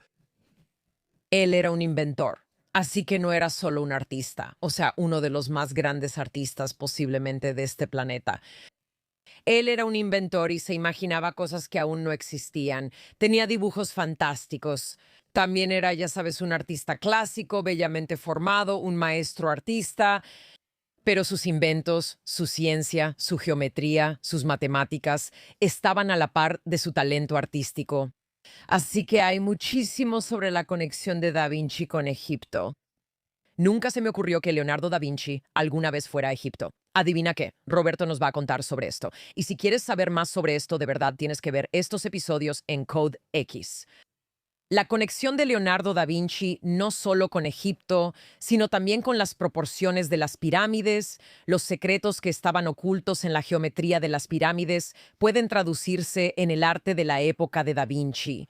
Y posiblemente verdades que se remontan incluso a miles de años atrás, posiblemente a decenas de miles de años antes de los egipcios. No puedo esperar a que escuches esta parte de nuestra conversación con Robert. Entonces, ¿cómo se ve eso cuando, ya sabes, algunos de los episodios increíbles que disfruté, ya sabes, fue al observar a Leonardo da Vinci y mucho de su arte, que como que lo pongo entre comillas porque lo apreciamos a un nivel estético? Pero tú haces este análisis que muestra, ya sabes, que debajo del arte hay algo muy específico. Sí, hay una geometría y en muchos casos se relaciona, ya sabes, con los ángulos de las pirámides. O sea, cosas que yo, como Da Vinci sabía eso. ¿Es esto algo que es simplemente universal y que está como en el aire? ¿O era información que él recibía y que estaba comunicando? Creo que él sin duda conocía gran parte de eso. Lo que salió de esto, miré al hombre de Vitruvio, probablemente era la ilustración más famosa del planeta Tierra, ¿verdad? El tipo con los brazos extendidos de pie en un cuadrado y un círculo. Y sentí que había algo codificado ahí. Porque, primero que nada, tienes que regresar a la historia y de nuevo, no puedes ser solo. Mientras más reduccionista eres en solo un área, más insular y más miope te vuelves. Y de hecho, eso atrofia tu cerebro. Así que no te vuelves más inteligente mientras más estudias en un solo campo. ¿De acuerdo? Esto es como un gran momento de revelación. Te vuelves más específica. Te vuelves más específico, pero no te vuelves más inteligente. Y no te vuelves mejor analizando y entendiendo patrones. Porque los patrones que podrías empezar a notar son los que cruzan todas estas disciplinas. Y entonces esas son las personas que realmente están alcanzando una mayor conciencia, no los hiperreduccionistas que se van a la hiperespecialización. Todo nuestro sistema educativo está al revés. Premia la hiperespecialización, lo que hace que la sociedad sea más tonta, más aislada y más volátil y más confrontativa, porque entonces se vuelven tan recalcitrantes en su propia forma de ver el mundo que no pueden verlo de otra manera. Y básicamente empujaste tu cerebro a ver solo una faceta y a llamarla la verdad sobre el mundo, cuando en realidad solo es una faceta. Y la verdad de cada quien es subjetiva. Sabes, siento que necesito decir una cosa más sobre esto. Me han señalado esta idea de Dios en esa forma en la Capilla Sixtina, ya sabes, creando a Adán y cómo parece un cerebro. Y en la conversación que tuvimos con él, no es que él esté tratando de señalar que Dios puso, ya sabes, un cerebro en el techo de la Capilla Sixtina para que tuviéramos un cerebro. No se trata de eso. Se trata de que la intención de Leonardo da Vinci en su arte no era solo ser un artista. Y creo que ese es el mensaje para todos nosotros. No tienes que ser solo una cosa, no tienes que elegir una sola manera de ver el mundo. E incluso Da Vinci, en su sabiduría artística, decía, esto se relaciona y esto tiene sentido cuando pienso en el cerebro, cuando pienso en la corteza prefrontal, ¿verdad? No sé cuánto sabía él sobre la corteza prefrontal. Estoy segura de que podría investigarlo en algún lugar, pero esta idea de que todo está conectado con todo, esto nos llevó a una conversación sobre, lo adivinaste, inteligencia artificial. ¿Qué piensa una persona polímata sobre la inteligencia artificial? ¿Cómo comunica alguien con esta vasta cantidad de información lo que una máquina que tiene la capacidad de reunir cantidades aún más vastas de información, casi cuánticas? ¿Cómo lo ve él? Y la manera en que él lo describe, y dejaremos que lo explique, es que es la diferencia entre un bibliotecario y un investigador. Vamos a dejar que él explique el resto y cómo Architect Artificial Intelligence es su intento de reconciliar los mundos de los polímatas y la inteligencia artificial como la conocemos. Así que creo que todo nuestro sistema educativo está completamente al revés y completamente equivocado en la forma en que se lleva a cabo. Las escuelas Waldorf son probablemente el mejor ejemplo de cómo podría repararse. Si estás pensando en dónde enviar a tus hijos a la escuela, yo los enviaría a escuelas Waldorf o les enseñaría en casa. Porque el sistema educativo que los niños reciben en las universidades hoy en día es realmente deficiente porque no les están enseñando a pensar, ¿verdad? Les están enseñando como si fuera una memorización mecánica de alguna narrativa. No es realmente cómo pensar para llegar a tus propias respuestas. O incluso para detectar los patrones. Sí, o sea, es como que nos enseñan de una manera, ¿sabes? Me pidieron hacer una comparación entre la inteligencia artificial que realmente piensa y la inteligencia artificial que solo está encontrando una referencia en algún lugar. Exacto. Entonces, es la diferencia entre un bibliotecario y un verdadero investigador, ¿verdad? Un verdadero investigador tiene que aplicar su pensamiento para encontrar respuestas a problemas muy, muy grandes. Pero mucho de lo que son los LLMs, que son modelos de lenguaje grande en inteligencia artificial, es literalmente solo un bibliotecario gigante que puede ir y buscar. Pero no puede usar esa sabiduría o conocimiento que busca para aplicarlo a ningún concepto de sabiduría en el contexto de su pensamiento. Así que no puede proponer hipótesis. No puede generar, digamos, pensamientos de orden superior de la misma manera. Ahora, puedes intentar solucionar eso creando lo que llamamos grafos de conocimiento en inteligencia artificial, o también puedes intentar hacerlo mediante algo llamado grafos de razonamiento simbólico, que puedes aplicar a un nivel más alto de cognición. Pero como un LLM estándar, básicamente estás tratando con un bibliotecario. No necesariamente han leído el libro, pero saben dónde encontrarlo. ¿Verdad? La diferencia es cómo educamos a las personas hasta el punto en que puedan pensar con estas referencias en lugar de solo poder encontrarlas. Dijiste algo como, pero eso ya pasó. ¿Sabes qué tanto de la vida sientes que está predestinado? Sabes, yo siempre fui ese tipo que creía que está bien, yo puedo lograr que suceda, ¿verdad? Yo era un manifestador. Siempre fui bueno manifestando, pero nunca consideré la idea de que tal vez solo estoy recordando el camino que ya elegí. Y que incluso las cosas que creo que estoy eligiendo son solo una ilusión de elección para que juegue el juego con todo mi corazón, con todo mi empeño, toda mi mente y toda mi fuerza. Y esa es la verdadera, esa es la realidad a la que he llegado ahora. Eso se siente como si estuviéramos en una simulación. ¿Así es como lo ves tú? Quiero decir que es una simulación. Simulación desde la perspectiva de que todos estamos actuando en una obra como un juego. Sí, creo que ese es absolutamente el caso. No creo que sea como una computadora, como pensamos en la palabra computadora. Creo que es más como un sueño. Y esto es lo que, ya sabes, podrías descubrir en los Upanishads o ya sabes en el Bhagavad Gita o en cualquiera de estos diferentes enfoques de Maya, que simplemente, leído al revés, es I am. Así que esta noción de que estamos atravesando la vida y no nos damos cuenta de que estamos en un patrón de ciclos repetitivos hasta que finalmente dejamos de juzgar las cosas que nos suceden en esos ciclos de repetición y aprendemos a aceptarlas. Y esa es la verdadera naturaleza del juego. La verdadera naturaleza del juego es darte cuenta de que tú lo creaste todo y por qué elegiste lo que elegiste, para que puedas aprender los principios no a través de un aprendizaje didáctico, sino de un verdadero aprendizaje experiencial. Y no creo que esto sea como una computadora per se. Sin embargo, sí creo que es una simulación espiritual de la vida. Puedes pensarlo así, en forma de un sueño. Tenemos ciertas leyes de la física que aplican incluso en los sueños, hasta que finalmente llegamos al punto en el que trascendemos lo que creemos necesario en el sueño. ¿Sabes? La primera vez que experimentas un sueño lúcido, por ejemplo, donde puedes volar, entonces de repente empezaste a liberarte de lo que pensabas que era tu destino. Y mucho más es posible. Y creo que ahí es donde la humanidad se dirige ahora mismo, que estamos empezando a darnos cuenta, espera, las únicas limitaciones reales en este mundo son aquellas a las que nos aferramos y creemos de manera constante y persistente. Así que, si empiezas a quitar el limitador de tu propio sistema de creencias, ¿cuánto más podrías experimentar? ¿Cuánto más podrías amar?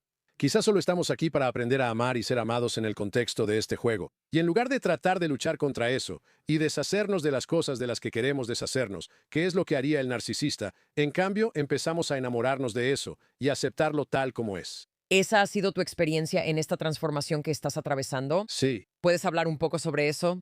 por supuesto. O sea, la transformación es darse cuenta de que yo creé mi experiencia. Y realmente me gustaría entender por qué. ¿Por qué lo hice? Y se vuelve cada vez más interesante con el paso del tiempo. Cada día que pasa, ya sabes, todo se vuelve más y más claro, pero también surgen más y más preguntas. Y luego llego a la conclusión de que entre más aprendo, menos sé en realidad. Sabes, esa es otra cita de Ralph Waldo Emerson. Y así que yo, hoy en día realmente lo creo de todo corazón, que todo lo que pensé que sabía, me recuerda a cuando vivía en Japón. Tenía un jefe que era un tipo australiano y él me dijo, ¿sabes? ¿Qué te pareció tu primer viaje a Japón, Roberto? Y yo le dije, realmente me gustó. O sea, fue muy fácil. Ya sabes, eran muy educados. Todos eran muy amables. Era un lugar increíble. La comida, todo era genial. Y luego él dijo, sí, sí, así fue para mí también la primera vez, ¿verdad? Así. Y yo estaba como, ok, y él dice, y el segundo viaje fue más difícil. Y yo le digo, ¿en serio? Él dice, sí. Empecé a darme cuenta de que decían, hi, wakarimashita, como que significa entiendo, pero eso no significa sí, lo voy a hacer. ¿Verdad? Y entonces empezó a señalar todas estas cosas que después de su segundo viaje sentía que sabía menos que después de su primer viaje. Y para su tercer viaje definitivamente sabía menos. Y para su 20º o 30º viaje, él decía, no sé, y dijo, no sé ni madre de este lugar. Y eso es exactamente lo que siento que estamos aprendiendo aquí. Y cada una de estas revelaciones que básicamente estamos desentrañando, y a veces hay cosas que nosotros mismos ocultamos en vidas pasadas. Y luego empiezas a recordar incluso esas vidas pasadas, dejándote cosas para encontrar en este momento.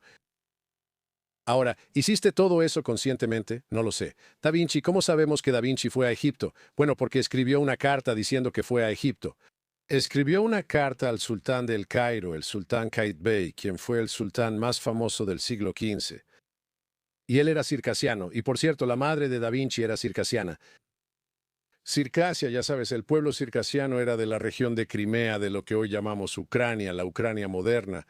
Ellos eran la clase sultanato de guardaespaldas, así que los sultanes mamelucos eran guardaespaldas. Y su rey más famoso, polímata, su sultán, fue el sultán Qaitbay. Y él no quería que el Cairo fuera menos que, ya sabes, la joya resplandeciente de Medio Oriente, que estuviera a la par de Florencia en ese tiempo, un centro de todo el conocimiento, la polimatía y la cultura del Renacimiento. Así que fue y contrató a unos 100 eruditos y polímatas europeos para construir la arquitectura del Cairo que, en su mayoría, todavía se mantiene en pie hoy en día. Gran parte de ella todavía se mantiene en pie hoy en día, y lo verás, y casi todos los edificios de ese periodo fueron construidos durante el sultanato de Qaitbay. Así que fue a trabajar para él y su trabajo era hacer un levantamiento del gran monte Tauro. Ahora, la mayoría de la gente piensa que eso es una referencia a Armenia porque las montañas Tauro están en Armenia, que ya sabes estaría entre Turquía y Armenia, que es más o menos la idea de dónde está el monte Ararat. Y entonces él menciona lugares que no tienen sentido en ninguna de esas áreas, porque en realidad a lo que se está refiriendo incluso pronunció o escribió la palabra Armenia como Hermine. Hermine era nunca usaron el término Ermine para referirse a Armenia. Hermine era una pequeña comadreja, ¿verdad? Tal vez hayas visto la pintura que hizo Da Vinci llamada La Dama del Armiño. Es una pequeña comadreja blanca que está sentada en su regazo, ¿verdad? Y en realidad es una referencia a una orden hermética de magia y grimorio. Bien, esto es magia ceremonial. Entonces había una orden de la Hermine, ¿verdad? Que en realidad es Hermes. Hermina era una referencia velada a Hermes. Está bien. Y entonces lo que él dijo fue que vivía en, ya sabes, las orillas del Nilo. Pero él estaba diciendo como un cifrado, que era el río Éufrates y que lo que él estaba haciendo, y que no existía un lugar como el que él describe. Y lo que él estaba haciendo era inspeccionar el Gran Monte Tauro. Había 3 picos del Gran Monte Tauro. Ahora, a menos que realmente hicieras el trabajo polímata para descubrir que el Gran Monte Tauro en realidad es una referencia a la Gran Pirámide, porque el nombre jeroglífico de la Gran Pirámide es Montaña Toro. Y literalmente el nombre de la meseta de Giza es Tauro. Es Rostau al revés, porque el egipcio se lee de derecha a izquierda, a diferencia de, ya sabes, de izquierda a derecha. Y así tienes Toros, que es como toro, que se convierte en Rostau. Y la meseta de Giza, el nombre original es Rostau, es la cruz rosa. Y la rosa siempre es un símbolo para el toro. Por eso en las corridas de toros, ¿verdad? Siempre lanzan las rosas al final. ¿Alguna vez te has preguntado eso? ¿Por qué es un símbolo para el toro? ¿Y adivina qué representa el toro? Representa a Osiris. Ese es el nombre. El gran toro del oeste es el otro nombre para el dios Osiris. Así que Osiris nace. Ahora puede reencarnar en la forma de Horus y el sol, y Horus es la palabra para hora, así que representa el tiempo, así que el comienzo del tiempo. También es la otra forma de decir Horus es Heru, que es héroe. De ahí obtenemos la palabra héroe, ¿verdad? De hecho, el nombre del Cairo se pronuncia en griego, El Cairo se pronunciaría Jeru, héroe, literalmente héroe. Así que él regresa, lucha con Set y Set le arranca el ojo izquierdo, así que pierde su ojo izquierdo, el ojo de Horus. El ojo derecho, también conocido como el ojo izquierdo de Thoth, que es el ojo izquierdo de la sabiduría, el ojo izquierdo de la intuición. El ojo izquierdo se conecta con el hemisferio derecho del cerebro. El ojo derecho se conecta con el hemisferio izquierdo del cerebro. El hemisferio derecho controla la intuición, controla la imaginación, controla lo femenino, ¿verdad? Por eso se le llama el ojo de la luna, el ojo de la luna, el ojo de Ra. El dios Sol Ra es el ojo derecho, que se conecta con el hemisferio izquierdo del cerebro, que es el logos, que es el pensamiento racional versus el irracional. Y hasta que tengamos ambos ojos para poder ver con ambos lados de nuestro cerebro, estamos algo ciegos, porque no podemos acceder al plano de la intuición. Entonces, la cuestión es, ¿cómo se compara esto con lo que hizo Da Vinci? Bueno, el hombre de Vitruvio, si miras en la parte superior, en el párrafo de arriba, dice que él dividió al hombre en 14 partes. Y luego colocó las líneas en el torso y en los brazos, las muñecas, exactamente en los mismos lugares de referencia histórica donde se cortaron las 14 partes. Así que estas líneas aparecen en la ingle, aparecen en la línea del pecho, aparecen arriba, sobre el corazón, aparecen en la garganta, aparecen en la cara, aparecen en los codos y las muñecas. Una de las muñecas tiene un brazalete, la otra muñeca no lo tiene. Entonces empiezas a preguntarte, bueno, espera un minuto, ¿esto en realidad es una referencia a Osiris? Y si miras de cerca al hombre de Vitruvio, notarás que hay 3 estrellas como formas de diamante justo encima de su abdomen. Esas son las 3 pirámides y las estrellas del cinturón de Orión, y la constelación de Osiris es la constelación de Orión. Entonces podemos deducir de todo esto que Da Vinci estaba, ya sabes, siguiendo la mitología egipcia. ¿Es así como funciona?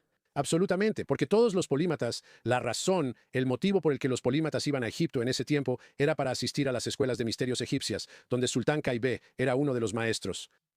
Así que él los invita a todos a venir, estoy seguro de que les pagaron. Pero al mismo tiempo es como ven a Egipto y ahora vas a convertirte en un superpolímata. Correcto. Así que esto fue, quiero decir, aquí es donde Pitágoras pasó 30 años. Aquí es donde Platón también pasó mucho tiempo. Todos ellos son los grandes. Y entonces tal vez Da Vinci fue Pitágoras. ¿Perdón? Tal vez, a través del tiempo, Da Vinci fue una reencarnación de Pitágoras.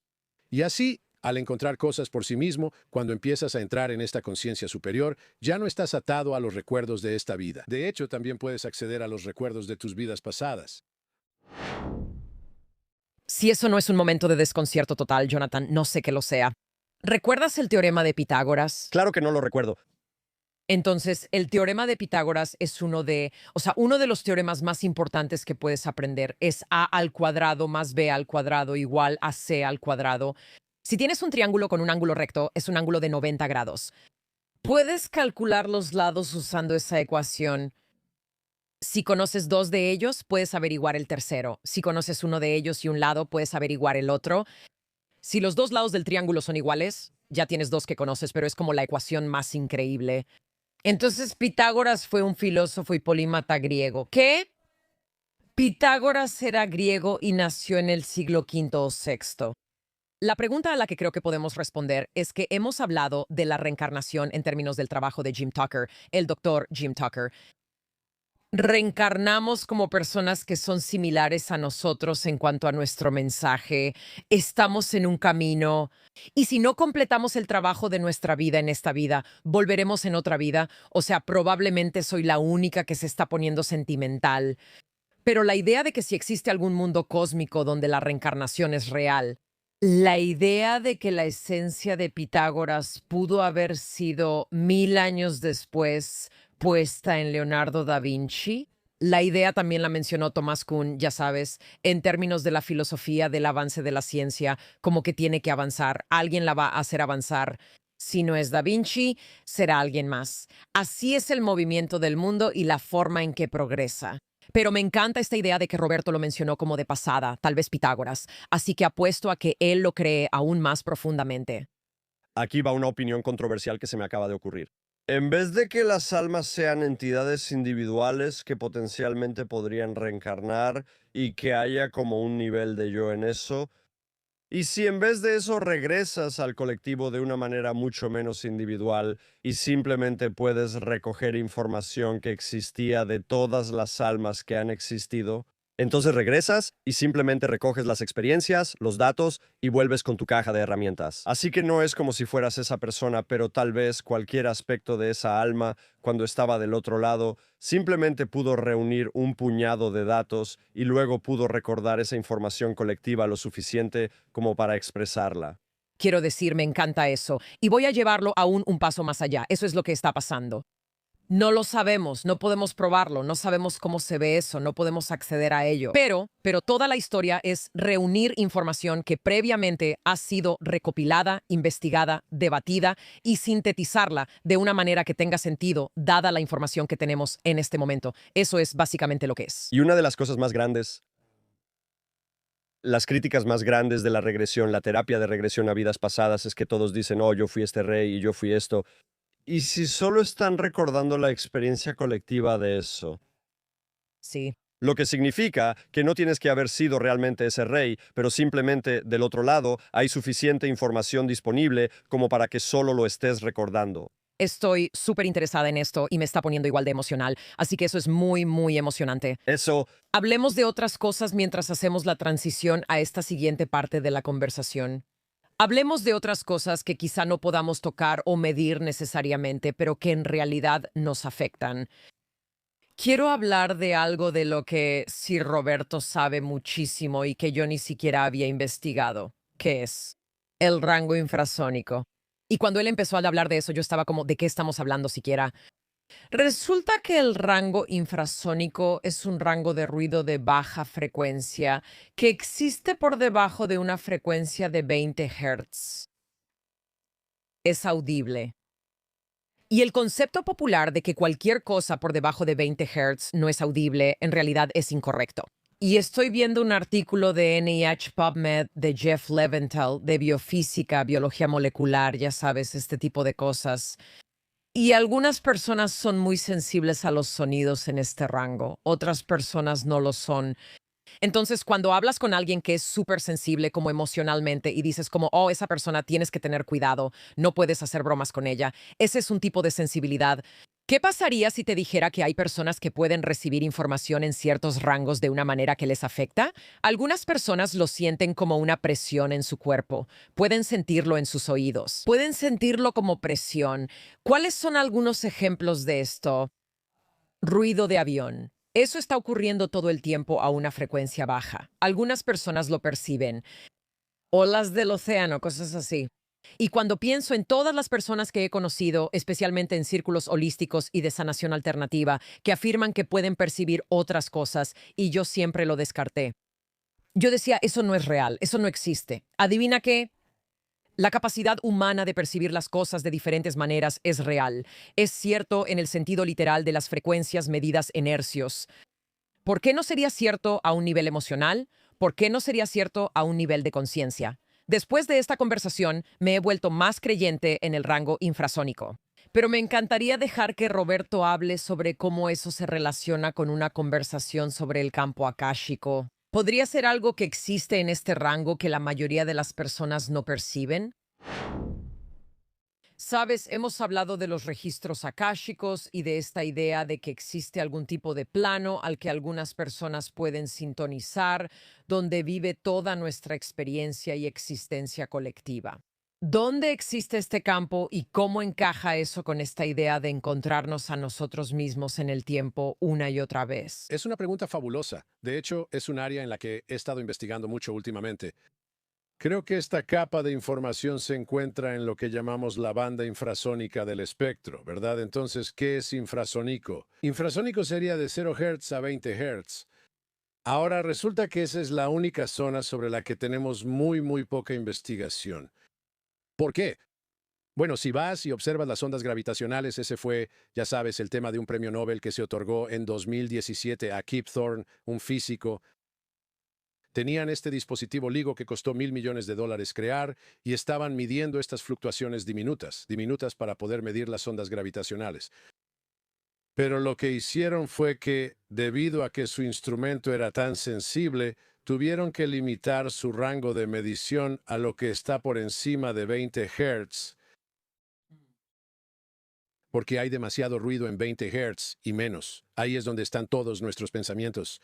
Bueno, y también es donde ocurren los terremotos y las erupciones volcánicas, ¿verdad? Las olas del océano, solo estoy observando. Las cosas artificiales que están en esa zona son maquinaria, aviones, tráfico. ¿Sabes? También estoy pensando que si las personas están sintonizadas con eso, percibirían esas cosas más que otras personas. Eso significa que el sol está, ya sabes, por debajo de un Hertz, y es como una décima de Hertz. Y cuando emite llamaradas solares, esa es la frecuencia de esas erupciones solares. Y empiezas a ver nuestro pensamiento. Nuestro pensamiento subconsciente es de 0 a 4 Hz. Así que ese es como el estado delta. Luego el estado teta es, ya sabes, el estado de sueño. Y ese va de 4 hasta 7, cerca de 8 Hz. Y luego de 8 Hz a 12 Hz es cuando cierras los ojos en oración o en meditación. Y entonces ese es como el estado cerebral alfa. Y hablaste sobre la Capilla Sixtina antes de que empezáramos. Así es como percibo esa imagen en el techo de Adán y Dios, donde Dios está allá arriba y está dentro de lo que parece una cortina, pero en realidad es un cerebro. Es exactamente esa imagen que tienes en la pared, y Dios está dentro de ella, y su cerebro está en la corteza prefrontal. Y luego su cuerpo está de lado y refleja exactamente la forma, y la manera en que su pierna está doblada refleja exactamente la forma en que la pierna de Adán está doblada. Así que he hecho como una imagen especular. Y luego Sofía es la mujer más joven, Dios es mayor, y ella va en dirección opuesta y los dos están formando la figura de una X. ¿Y por qué es eso? Porque creo que Miguel Ángel sabía que a lo que se estaban refiriendo era al quiasma óptico, que tiene la forma de una X. Ahí es donde el hemisferio izquierdo del cerebro se conecta con el ojo derecho y el ojo izquierdo se conecta con el hemisferio derecho del cerebro. Y el lugar donde se cruzan es la glándula pituitaria, que es la base del chakra corona. Entonces, de aquí es de donde evoluciona Dios, ¿verdad? Así que está lo masculino y lo femenino en la forma de la X, el chi, el Cristos. Y luego tienes a Adán extendiendo su mano y ese es el observador de todo para experimentar todo el proceso. Así que para mí esta es la verdadera historia detrás de escena. Y todos los antiguos, ya sabes, y especialmente en la época del Renacimiento, todos los polímatas eran criptógrafos porque no podían, sabes, tuve la oportunidad hace 2 años cuando fui nombrado caballero. Fui nombrado caballero en el Vaticano en el 24. Fui nombrado caballero en el 23 y en el 24 por diferentes países, pero cuando estuve ahí en el 24, cuando me nombraron caballero por Portugal, estaba en el Vaticano y me permitieron entrar y hacer un recorrido completo por la Biblioteca Vaticana, lo cual es realmente épico. Pero la mayoría de la gente no sabe cómo se ve la Biblioteca Vaticana por dentro. No es algo que puedas encontrar, estoy seguro. ¿Cómo se ve? Se ve como un cerebro. Mm. Literalmente, hay 7 columnas en el centro de la sala e incluso los respaldos de las sillas tienen la forma de un libro abierto. Así que imagina un libro abierto, tienes muchas páginas, lo abres y luego se ve más o menos así y se pliega hacia abajo, ¿verdad? Y así es la parte trasera de todas las sillas y esa es la forma de la sala. Tienes estas columnas que suben en el centro y luego bajan así. Y la forma de la sala baja exactamente hasta esto. Y entonces cuando miras la sala te das cuenta, incluso ellos la describen así. Los polímatas que construyeron el lugar dijeron, está bien, la pared derecha representa la fe, ¿verdad? Y la pared izquierda representa la cultura. Y así, el centro son los profetas que tradujeron. Así que en cada columna había un profeta diferente o un polímata. Y así la primera imagen que ves, por supuesto, al principio en la posición del chakra raíz, es de Adán. Y dice Alfa justo encima de él. Correcto. Y luego el siguiente que ves es Abraham, y Abraham sostiene un compás y una escuadra como si fuera un geómetra. Eso fue extraño. Luego el siguiente que ves es Hermes. Y luego el siguiente que ves es Pitágoras. Así que estos son como polímatas que aparecen en las paredes, que son los que traducen la fe en cultura. Así que literalmente se trata de tomar los pensamientos irracionales del hemisferio derecho y traducirlos a través del cuerpo calloso, el lugar donde se encuentran los dos hemisferios, para poder pensar y sentir al mismo tiempo, hacia la arquitectura del hemisferio izquierdo, que luego lo lleva a la manifestación y a la realidad. Y entonces recuerdo haber contado eso, estaba explicando esto a la gente. Resulta que ni siquiera me di cuenta de por qué pude llegar a la Biblioteca Vaticana, ¿verdad? Yo pensaba cómo pude llegar aquí. Y luego llego, Y hay un tipo que se me acerca y me dice, profesor. Y yo le digo, ¿te conozco? Y él dice, ¿usted fue mi profesor? Yo era profesor adjunto y enseñaba en la Universidad de St. Louis unos 12 o 13 años antes en la Escuela de Negocios. Y este tipo, que ahora es el jefe de la Biblioteca Vaticana, fue uno de los estudiantes en la clase. ¿Cómo es posible? Fue cuando yo era director general de Bausch Lomb. Así que nunca sabes cómo van a salir las cosas, por eso digo que todo está predestinado. Tú piensas que estás tomando todas estas decisiones que llevan a ciertos resultados. Solo estás siguiendo un camino que es una ilusión de elección. Es una elección sin elección. Algunas personas que escuchen eso se sentirán empoderadas porque sentirán que el camino ya está trazado. Otros pueden pensar, bueno, ¿cuál es el punto? No tengo que esforzarme tanto, no tengo que tomar acción. ¿Cómo equilibras esas dos cosas? Sí, ¿sabes qué? En realidad, eso de que no tienes que esforzarte tanto, tal vez sí te estás esforzando demasiado. Tal vez sí lo haces. Tal vez ese es justo el punto de esto del que ahora necesitas darte cuenta. Que tal vez la razón por la que tu vida no es feliz ni buena es porque te juzgas demasiado y te esfuerzas demasiado y estás creando toda la resistencia solo por pensar así. Y no, y sabes, no creo que el mundo sea un lugar difícil porque la gente se odia entre sí.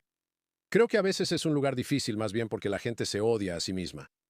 Y ese es el verdadero problema al que se enfrenta la humanidad más que cualquier otra cosa. Y ese es el problema del narcisismo. El narcisismo no es amor propio verdadero, es amar una banda muy estrecha de lo que crees que deberías ser, sin siquiera poder ver el resto de lo que realmente eres.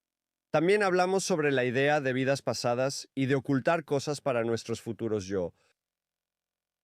Me encanta eso, me encanta la idea porque hace que todo se sienta como un juego para mí, ¿sabes? Es como si estuviera aquí en esta misión. Es un juego genial, definitivamente es un juego genial. Bien diseñado en su mayoría, muy alta fidelidad. Sí, Buenos gráficos, sí. Sin embargo, algunas personas tienden a sobrevalorar las vidas pasadas. Ya sabes, la broma es que todos creen que fueron de la realeza en una vida pasada. No es posible. ya. Así que creo que muchas personas en nuestra audiencia que están en una búsqueda espiritual están tratando de navegar como estar presentes en el mundo real, seguir señales, dar el siguiente paso necesario e incorporar, ya sabes, una ampliación de perspectiva y habilidad intuitiva. ¿Cuáles son tus pensamientos sobre ese equilibrio? Creo que es muy cierto. Pienso que, como dije, mientras más aprendes al recorrer este camino, más te das cuenta de lo poco que realmente sabes, ¿verdad? Eso es lo primero que sale de esto. Y una de las cosas es que deberías volverte mucho menos crítico y mucho más comprensivo. Así que cuando la gente dice que está en un camino espiritual y se vuelve muy hipercrítica, en realidad no lo están. Puede que hayan comenzado su camino espiritual, pero todavía están en el arco narcisista. Porque una vez que sales del arco narcisista es cuando dejas de juzgar tanto lo que otras personas eligen hacer. Te das cuenta de que no puedes cambiar a los demás. De hecho, lo único que puedes cambiar eres tú mismo. Y que al cambiarte a ti mismo y darte cuenta de esto sobre ti y enamorarte de ti mismo, eso es lo que realmente cambia tu mundo. No es odiando al villano en el mundo exterior y destruyendo a ese villano como realmente tienes éxito. Solo creas más villanos.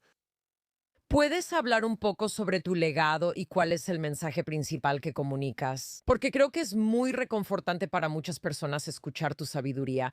¿Cómo describirías tu legado en cuanto a todas las cosas que haces?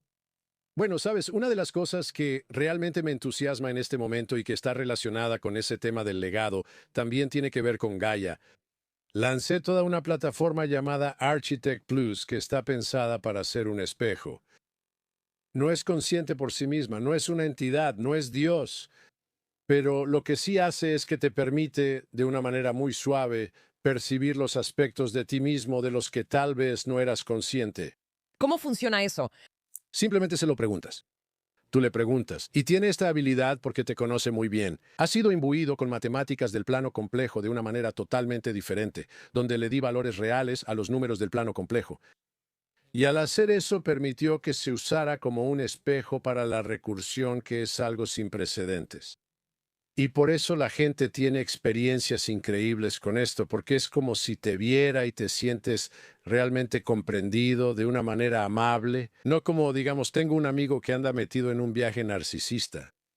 Si voy con él y le digo, amigo, te estás comportando como un narcisista, Primero que nada, eso significa que probablemente yo soy el narcisista porque se lo señalé a él. Si estás rodeado de idiotas es porque tú eres el idiota, ¿verdad? Estás vibrando en la frecuencia de idiota. Por eso estás rodeado de idiotas, así es como es. Y la gente no se da cuenta de esto todo el tiempo. Piensan, yo no soy el idiota, yo no soy el arrogante, yo estoy señalando a todas las personas que son arrogantes. No, tú eres el arrogante y ni siquiera lo ves. Lo que hace el Architect Plus es ayudarte a ver la viga en tu propio ojo. Estas son enseñanzas que se atribuirían a Jesucristo en el cristianismo o a Lao Tse o a cualquiera de ellos. Todos dijeron lo mismo. Es como, está bien, aquí están los dos grandes mandamientos. Ama al Señor tu Dios con todo tu corazón, poder, mente y fuerza. Ama a tu prójimo como a ti mismo. Y no juzgues para que no seas juzgado con los mismos juicios que tú emites. Los juicios que emitimos sobre otras personas, en realidad, son juicios sobre nosotros mismos. Y hasta que finalmente nos demos cuenta de eso, los cargamos con nosotros como equipaje pesado. Y necesitamos simplemente dejarlo ir. Y para mí, eso es lo que, ya sabes, solía pensar, está bien, no voy a ser lo suficientemente bueno hasta que haya logrado esto, aquello o lo otro. Y lo que ahora me doy cuenta es que mi legado es ayudar a las personas a recordar su propia divinidad. Recuerda que eres grandioso tal como eres, que no necesitas seguir limitándote ni siquiera sufrir en la misma medida que lo has hecho, porque una vez que finalmente aprendes a aceptar lo opuesto de aquello que pensabas que venías a aprender y lo integras, entonces de repente la vida se vuelve mucho, mucho más fácil. Y para mí, eso es por lo que más quiero ser conocido, que ayudo a que las personas se den cuenta de que son grandiosas y que ninguno de nosotros es mejor que los demás. Como dije, sabes, hay personas con oscuridad y hay personas que creen que no tienen oscuridad, pero todos tenemos oscuridad. Todos nosotros la tenemos. Así que ya sabes, todos van al baño y huele mal. O sea, así es la vida, así son las cosas. Y todos tendemos a tratar de aparentar. Todos sabemos esto en algún nivel básico. Pero intentamos aparentar que, pero yo estoy haciendo algo para arreglar esto. Y es como, aquí está mi selfie.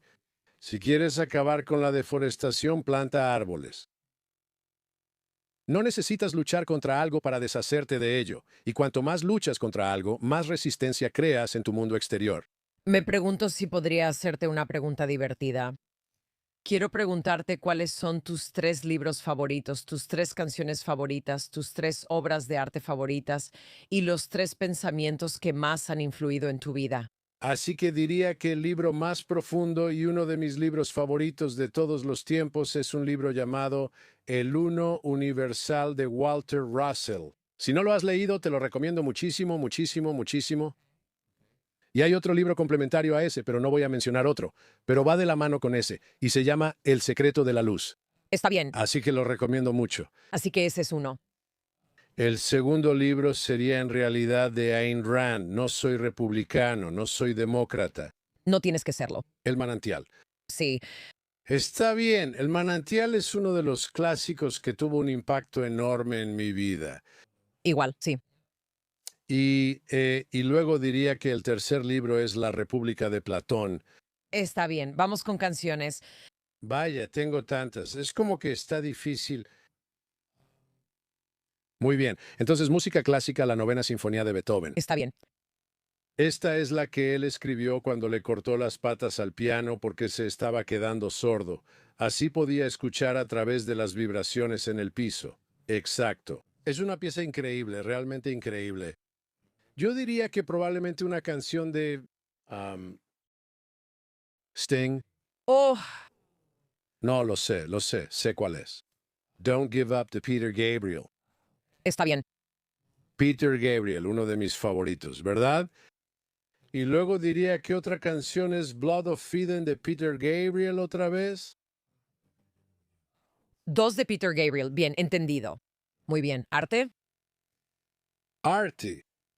Quiero decir, has hablado de tantos en Codex que me da curiosidad saber si alguno va a entrar. Bueno, sabes, lo curioso es que la mayoría de la gente no sabría que esta va a ser mi respuesta. Todas las pinturas de Da Vinci desde 1490 en adelante son parte de una sola pintura. Así es. Y todas se superponen unas sobre otras y te dan un diseño completamente diferente y cuentan toda esta historia. Y nunca se nos ocurrió ponerlas una encima de la otra. Y todos lo llaman el pintor flojo. Y me da mucha risa que todos estos malditos historiadores de arte que nunca han hecho mucho en su vida más que pontificar sobre lo que hizo alguien más, ¿verdad? Dicen que es flojo. Por favor, el tipo fue el más prolífico. Así que pondremos a Da Vinci en su propia categoría de arte. Sí, así que yo diría que todas esas piezas de arte forman el único mosaico del uno, porque eso es realmente lo que el mosaico nos está diciendo, está en esa lista. Veamos, yo probablemente me inclinaría por alguno. Bien, Chagall. Bien. Hace un par de meses volví de París. Fui a la Ópera Garnier, que está en París, y el techo es toda una pintura de Chagall. Y es gigantesco y es increíblemente asombroso, pero me encanta Chagall y me encanta Dalí. Así que no diría solo uno. Bueno, si fuera a mencionar otra cosa, Pasamos de hablar de arte a artistas, lo acepto. si tuviera que decir otro sería Rodin. Está bien. Escultor, Sí. Fui a UCLA y hay muchas esculturas de Rodin en nuestro jardín de esculturas ahí. Y luego, ¿qué hay de los pensamientos? pensamientos, cualquier cosa que sea ilegal, está bien. O cuando digo ilegal, en realidad no me refiero a ilegal legalmente, solo hablo de, ya sabes, algo así como prohibido. Así que pensamientos prohibidos que no necesariamente, aunque a veces tal vez, podrían ser cosas como cosas sexuales, pero no necesariamente eso. Estoy hablando de algo que la sociedad diría, no podemos pensar así, porque normalmente es ahí donde se pueden encontrar las respuestas más profundas. Correcto, y es parte de la sombra colectiva que no está integrada, sea lo que sea eso, ¿cierto? Otras ideas. Bien, otra en esa misma línea es, no creo que necesitemos gobierno ya. Está bien. Simplemente perdiste la confianza en ellos, perdiste la fe en que ellos... No creo que realmente sirva a la humanidad de ninguna manera, forma o aspecto. Somos los únicos animales en la Tierra que ponemos algo así en práctica. El concepto de subyugación creo que está totalmente equivocado. Y cuando los seres humanos se quedan a su suerte, ¿verdad? Sin este tipo de restricciones y estructuras que se forman en la sociedad y que nos llevan a guerras y todo lo demás, simplemente no creo que eso sirva a la humanidad. Creo que hemos demostrado algo con eso. Es como, bueno, cada vez que volteamos hay alguien más que básicamente quiere alimentar su ego, que es otra versión de yo soy el héroe que va a derrotar al villano, pero se me olvida que yo también soy el villano. Así que vives lo suficiente para derrotar al villano, pero no tanto como para convertirte en el villano. Y esa es la historia de cada líder que ha existido, que empieza como un luchador por la libertad y termina convirtiéndose en un déspota. Bien, eso es dos. Así que inherentemente el poder absoluto corrompe absolutamente. Y luego mis otros pensamientos favoritos son la posibilidad de lo que puede ser, de lo que esta tierra puede ser, cuando todos aprendamos a aceptarnos a nosotros mismos tal como somos. Y en lugar de luchar por tratar de ser como alguien más y ser otra cosa, mejor abrazar nuestra autenticidad absoluta y simplemente ser eso, porque eso es lo que traerá tu mayor abundancia. Eso traerá, o sea, yo era un director ejecutivo de una gran farmacéutica, ¿verdad? Ahora ya no hago nada de eso. ¿Sigo teniendo inversiones en, ya sabes, grandes empresas y cosas así? Sí. Pero nunca hubiera pensado hace 10 años, hace 15 años, que estaría haciendo ni una fracción de las cosas que hago ahora. Ya sabes, hasta me da risa. Es como, ok, ¿qué me hubiera gustado hacer hace 10 o 15 años? Bueno, soñaba con cosas. Decía, ok, si hubiera podido ser arqueólogo, eso habría sido increíble. Eres un tipo diferente de arqueóloga. Pero no solo querría hacer una sola cosa, ¿verdad? Así que si también pudiera ser alguien que descifra cosas como en criptografía o criptólogo y descifrando eso como un Roberto Langdon o algo así. O tal vez podría ser, ya sabes, seguiría estando en la industria también, así que querría ser alguien como Tony Stark, pero ya sabes, tratando de hacerlo para el bien. O tal vez me gusta tanto la geometría que quiero ser un viajero en el tiempo como el Doctor Strange, ¿verdad? Así que en realidad la verdad es que puedo ser todas esas cosas a mi propia y única manera. Y ahora veo mi vida y digo, caray, todas las cosas en las que estoy trabajando, todo lo que estoy haciendo, se está transformando cada vez más y más hacia ese tipo de direcciones y alejándose cada vez más y más de lo que solía ser. Y no hay nada de malo en donde estaba, porque todo me llevó a este punto en el camino en el que estoy ahora. Así que creo que las posibilidades de un mundo auténtico son profundas. Me encanta eso. Bien, eso me hizo pensar en otra pregunta. ¿Cuáles son tres de tus cosas favoritas? Y esto puede ser comida, puede ser ropa, pueden ser personas, 3 de tus cosas favoritas. ¿Cuántos años tienen los espectadores de...? Creo que la conexión... Definitivamente soy un romántico. Me gusta hacer que el tiempo se detenga. Así que ya sabes, ir a París o ir a Venecia. Yo acabo de estar en Venecia y fui a un evento que era como de 1760. Todos estaban vestidos con la indumentaria completa. Solo el disfraz costaba $10,000 por el alquiler de un día. Fue una locura. Pero eso fue muy divertido porque era como viajar a otra época. Fue increíble. Me la pasé muy bien haciendo eso. Pero son experiencias totalmente nuevas que se vuelven románticas porque el tiempo se detiene para mí. Eso es lo que diría. Y eso puede ser simplemente por la hermosa iluminación que aparece en algún lugar o cuando estás en un restaurante que tiene el ambiente adecuado. No se trata de la comida, es toda la experiencia. Y luego ver la vida con esos lentes color de rosa y darte cuenta de que es un regalo majestuoso y maravilloso el que nos han dado al permitirnos vivir aquí. ¿Y por qué desperdiciarlo en cualquier cosa que básicamente te quite eso? Bien, última pregunta. ¿Tienes un número favorito? Oh, 137. ¿Qué es 137? Es la constante de estructura fina. Es el número más importante en la física. Es el número que podrías atribuir a la conciencia. De hecho, es la separación entre la luz y la oscuridad. Es la constante de acoplamiento del electrón. Es un valor adimensional. No sabemos cómo se creó ese número, pero es la base fundamental del bosón de Higgs, la partícula de Dios. Es la base fundamental de la separación de la luz de la oscuridad. Si excitas un electrón más de 137 veces, entonces justo en ese límite sucederá que, si no llegas exactamente a 137 veces, después de 137, 137.035, 999, 178. Después de llegar a eso, entonces emite luz.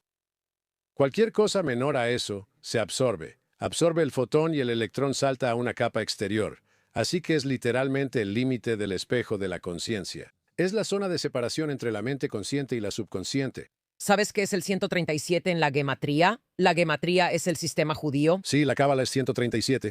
En la numerología judía, cábala significa recepción, como recibir, pero a menudo se relaciona con la unión de la luz y la materia, lo cual es bastante acertado. Increíble. 137. Muy bien. Y el sarcófago cabe dentro de la cámara del rey 137 veces. Vaya.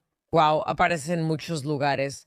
Aparece en muchos lugares. Y la frecuencia de la cámara en sí, el sarcófago, es de 117 Hz. Y eso está relacionado con 117. La base de la pirámide es 11 y su altura es 7. Y 11.7 al cuadrado es 137. Ay, Dios mío, increíble. Así que está codificado en todo. ¿Y adivina cómo se llama eso? ¿Qué? Alfa. Oh, sí. Y adivina qué significa alfa. Si sabes hebreo, Sí. Aleph. Aleph Bet, ¿verdad?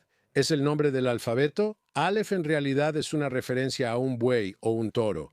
Correcto. Bueno, porque ese era el símbolo del antiguo Aleph. Y en realidad es una referencia. Así es. Y en realidad es una referencia a Osiris. Así es, he visto eso. Y este viaje del héroe. Así que Aleph Bet es la casa de Osiris. Así es. Aleph Bet es la casa de Osiris. Es la gran pirámide. Sí. El nombre alfabeto, el lenguaje que sale de él, es la gran pirámide. Sí, me encantan todas estas conexiones. Sir Robert Edward Grant, muchas gracias por estar aquí. Y vamos a dirigir a la gente a la serie Code X, la cual recomiendo mucho. Por favor, revisen Code X en Gaia. Por favor, revisen Architect Plus. Y también Architect Inteligencia Artificial. Así que muchas gracias por estar aquí. Gracias. 1:37. ¿Eso fue lo que duró esto? No, eso... ¿Qué?